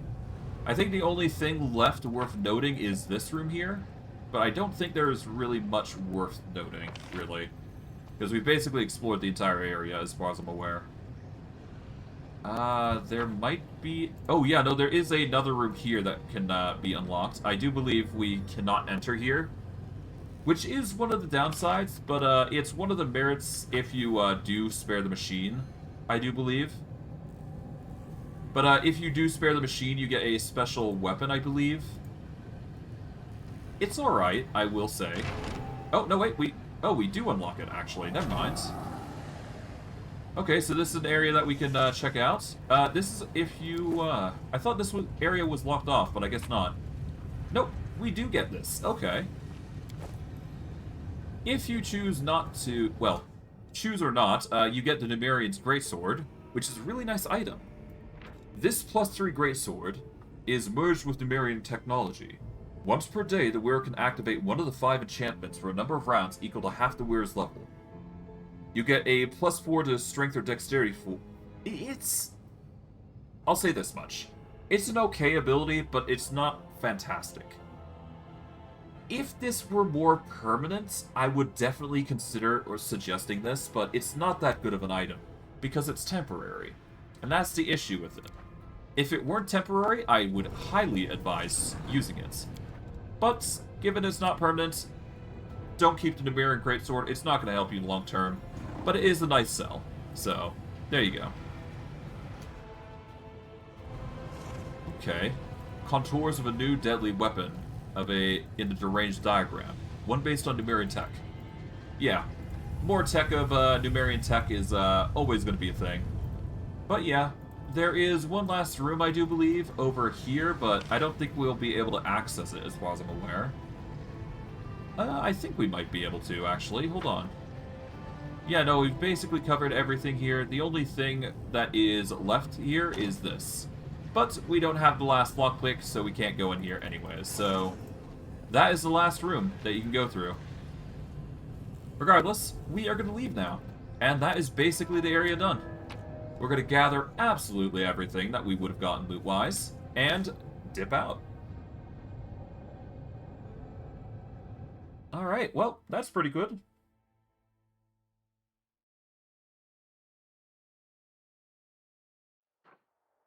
Alright, we are now exhausted, but we've managed to complete our mission. Our armies are remaining stationary, but that's perfectly fine. We are now going to aim to go to the Dragon Burial Grounds, or at least try to. Alright. Let's aim for our armies here, let's see. Let's start moving our advanced squadron here. We can either move them further here, but I don't think that's going to really help us, so... Better to play it safe than sorry. Well, I guess we can go as far as here. I mean, there's this demon army here that, you know, we might be able to reach. We'll try it. We'll see what we can get across with 30 more minutes, and we'll see what happens here.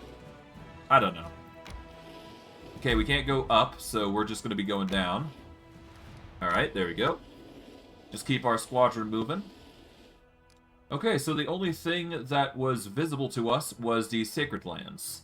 There is a merit to going here, so we will be going there, I do believe. But other than that, it's just going to be demon army hunting. So let's go have some fun here.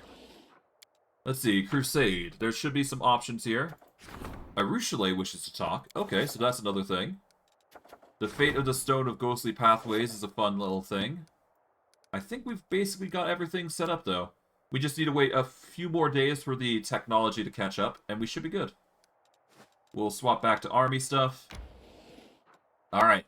Let's aim for this demon army. It's going to be a nasty fight, but we will try our best to absolutely demolish the enemy. It's going to be nasty, but we'll see how we fare. Shouldn't be that hard, at least, I hope.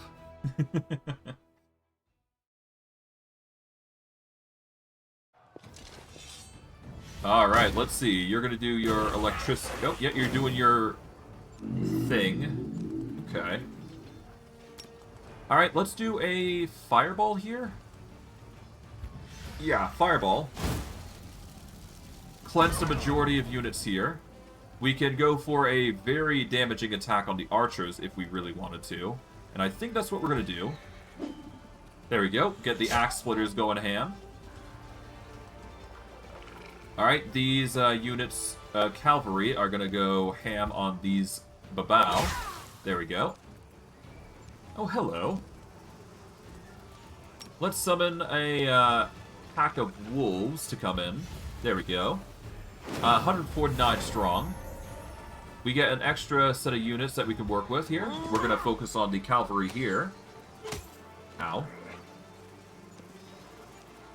Okay, we're gonna focus on using our warriors here to completely decimate their forces here. There we go. The wolves are gonna go over to the mountain scouts here and just go ham. There we go. And yeah, they're forced to do some damage here to no avail. Ooh, our melee units are suffering a bit. We are going to heal hit them, because goodness knows they need that. Let's see, we can go for an all-out attack here. Alright, we're going to go all out and destroy the bows here. Boom. Okay, we're going to forego the spearmen from pushing forward, I guess. The wolves are going to do their own thing, naturally. Okay, we're going to move over here. We'll have our warriors here fight, and we should be good. Alright. Clear out this enemy. There we go. We're suffering a little bit of damage from our forces, but that'll be fine. We're going to put our... let's put our wolves here, so that way it's much harder for them to actually damage our unit here.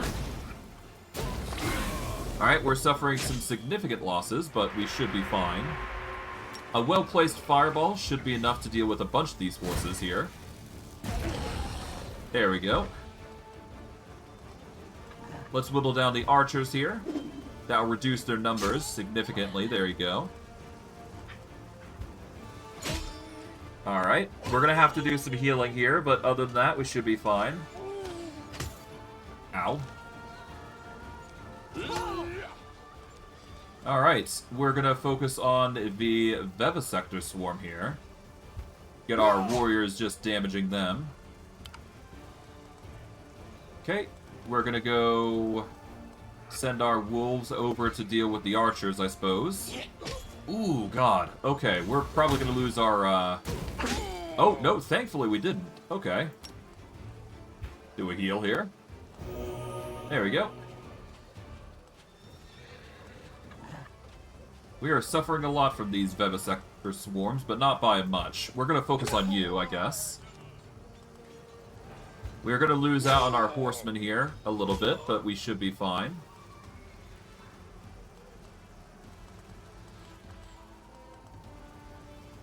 Cultists are going to be an annoying nuisance, I do believe, so we'll have to pray that it's not going to hurt us too heavily.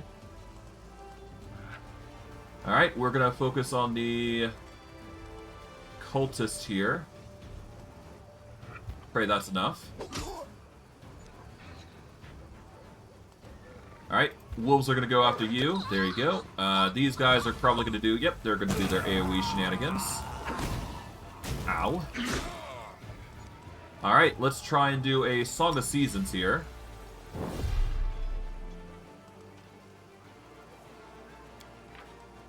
What does that do?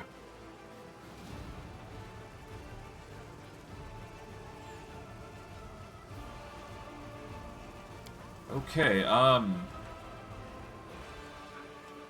that's not gonna cut it. Okay, we need a load here, sadly.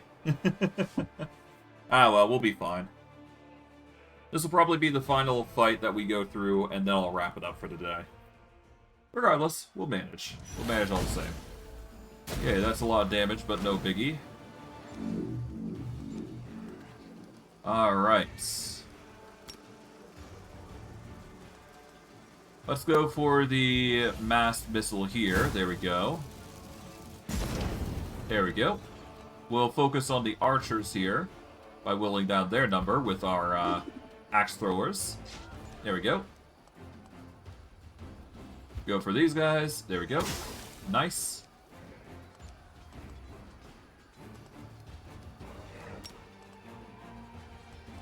Let's do this. There we go. Out. We've lost a significant number of units. That's fine. Focus on the mounted units here. There you go. Bada boom. Alright, our ranged warriors are suffering a little bit, but with a quick heal here and a all-out attack, we basically just guarantee the kill on these guys. Bada boom. Alright, we're gonna do a 36 here. Boom. Alright, they're focusing our ranged units, which is annoying. We'll focus on the bow here. There you go. Oh my god. They're really demolishing us now. Man. That's annoying. We might have to lose some units here, but I want to try to not lose them. If I can help it. If I can. Oh, man.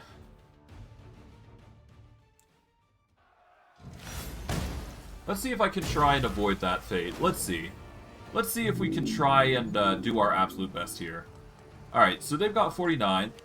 Are you kidding? I meant to actually take my turn. Not skip it by accident. Ugh. Yeah, no, Fireball's gonna have to be it,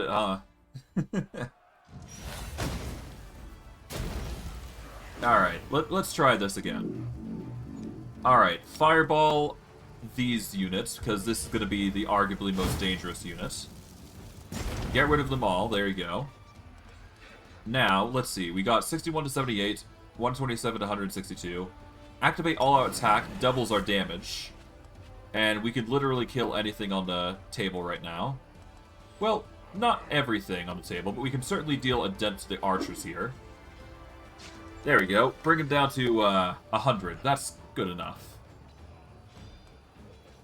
Okay, we want to get our horsemen here. There we go. Alright, we are going to summon our wolves here as expected. Yep. Okay, our archers suffer a little bit, but, you know, it's not bad. We're going to move up to here, so that way we can start attacking these guys. The wolves are going to go over here. Alright. Okay, so, let's see.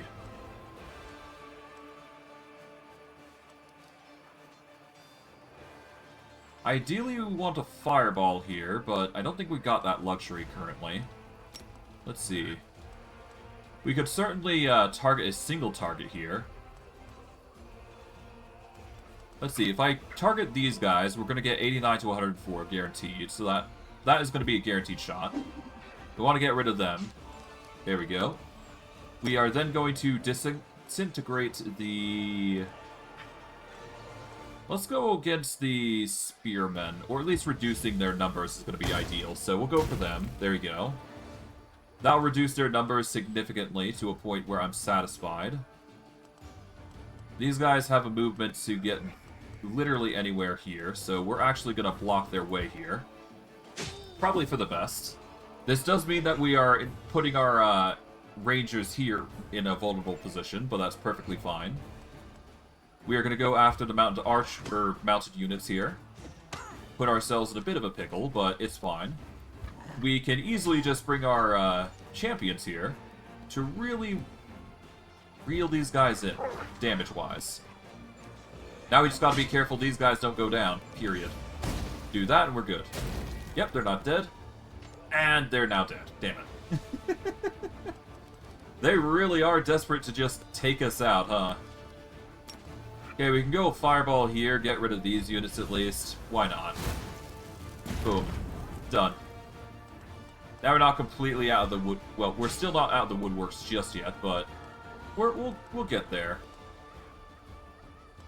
Alright, the cultists are the next target, but for now, let's go with the babao. There we go. Alright, the champions are next on the chopping block, most likely, for whatever this guy's going to do. So let's take him to the combat zone here. Boom. You're going to start targeting wolves, that's good. Yep, as expected, you're going for these guys, as expected. Okay, we are going to need to do some healing shenanigans here, I imagine. We'll start with the champions, because we need those alive. Let's focus on getting rid of you then. We are going to get our warriors over to these cultists here. Whittle them down. Okay, these champions are going to move over to here. Start slowly whittling down the groups here. We're going to move our wolves here. Put them in a position where they're going to attack this guy. We should be good. There we go. Alright, let's use a Scorching Ray to reduce the amount of cultists that we're going to be dealing with by a significant margin. These guys are going to only do their laser ray shenanigans, and we should be fine. There we go. Alright, these warriors are going to cut down the cultists here, slowly but surely. There we are. Wolves are going ham. Okay, now for you. You're going to do your shenanigans here. Thankfully, I can just do healing to accommodate for any dangers we suffer. And now we just go wail on the Brimwarks here, because they are the only thing left, stopping us from active victory. Alright, let's whittle down the Brimwarks here. There we go. Alright, we are going to delay our turn here, and wait for you to, yep, do your thing. We are going to have the wolves come in. There we go. Then the Numerian warriors are going to come in. Or rather, these warriors are going to come in, rather. And we can do a bit of healing here to try and accommodate for our losses of forces. We'll start by the Houndmasters here. There we go. We're going to move these warriors over here. These warriors are going to...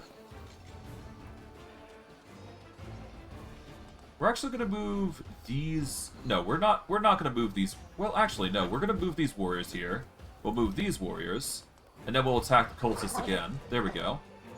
Put them in a position where we're going to be convenient. Or it's going to be convenient to deal with the enemy. We can now heal our mounted scouts here. Thus reducing the losses of our encampment again. Even further. Let's do some defensive maneuvers here.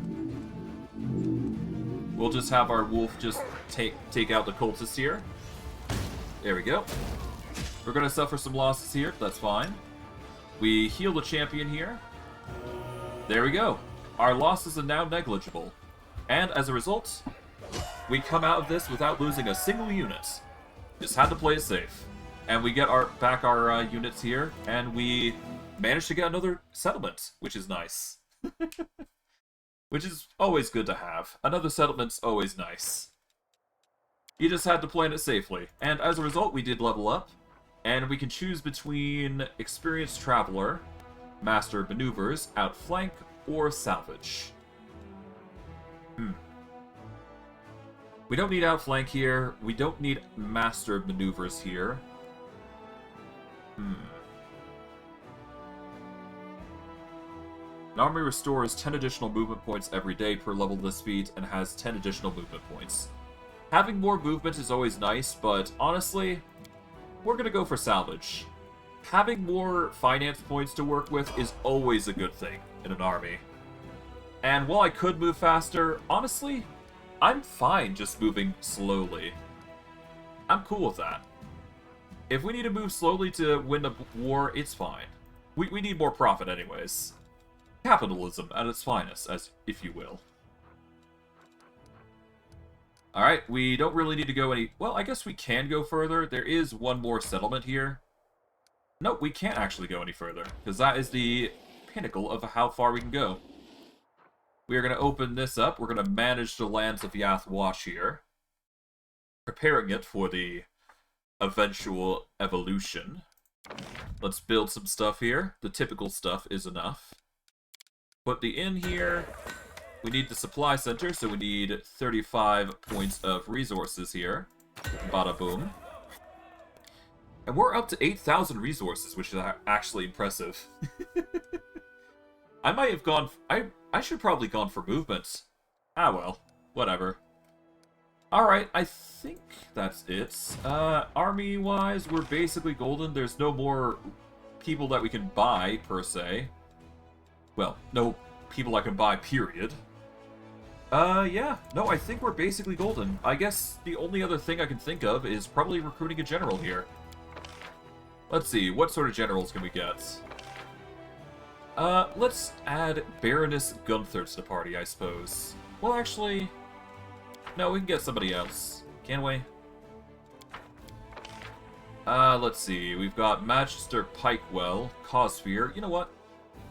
Come on, Magister Pikewell. You're the next part of my army here. Oh, I butchered the name of defense. Alright, Defense Squadron A. There we go. Alright, we've finally got our first Defense Squadron. They are basically going to maintain the defensive line, so they won't be aggressively, you know, countering the enemy.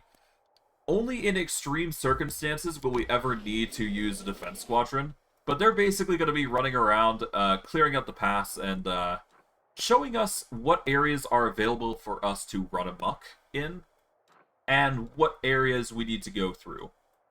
So they're sort of like an exploration force that have a relatively sizable chunk of forces that help with offense. But I digress. Alright, I'm going to wrap it up here.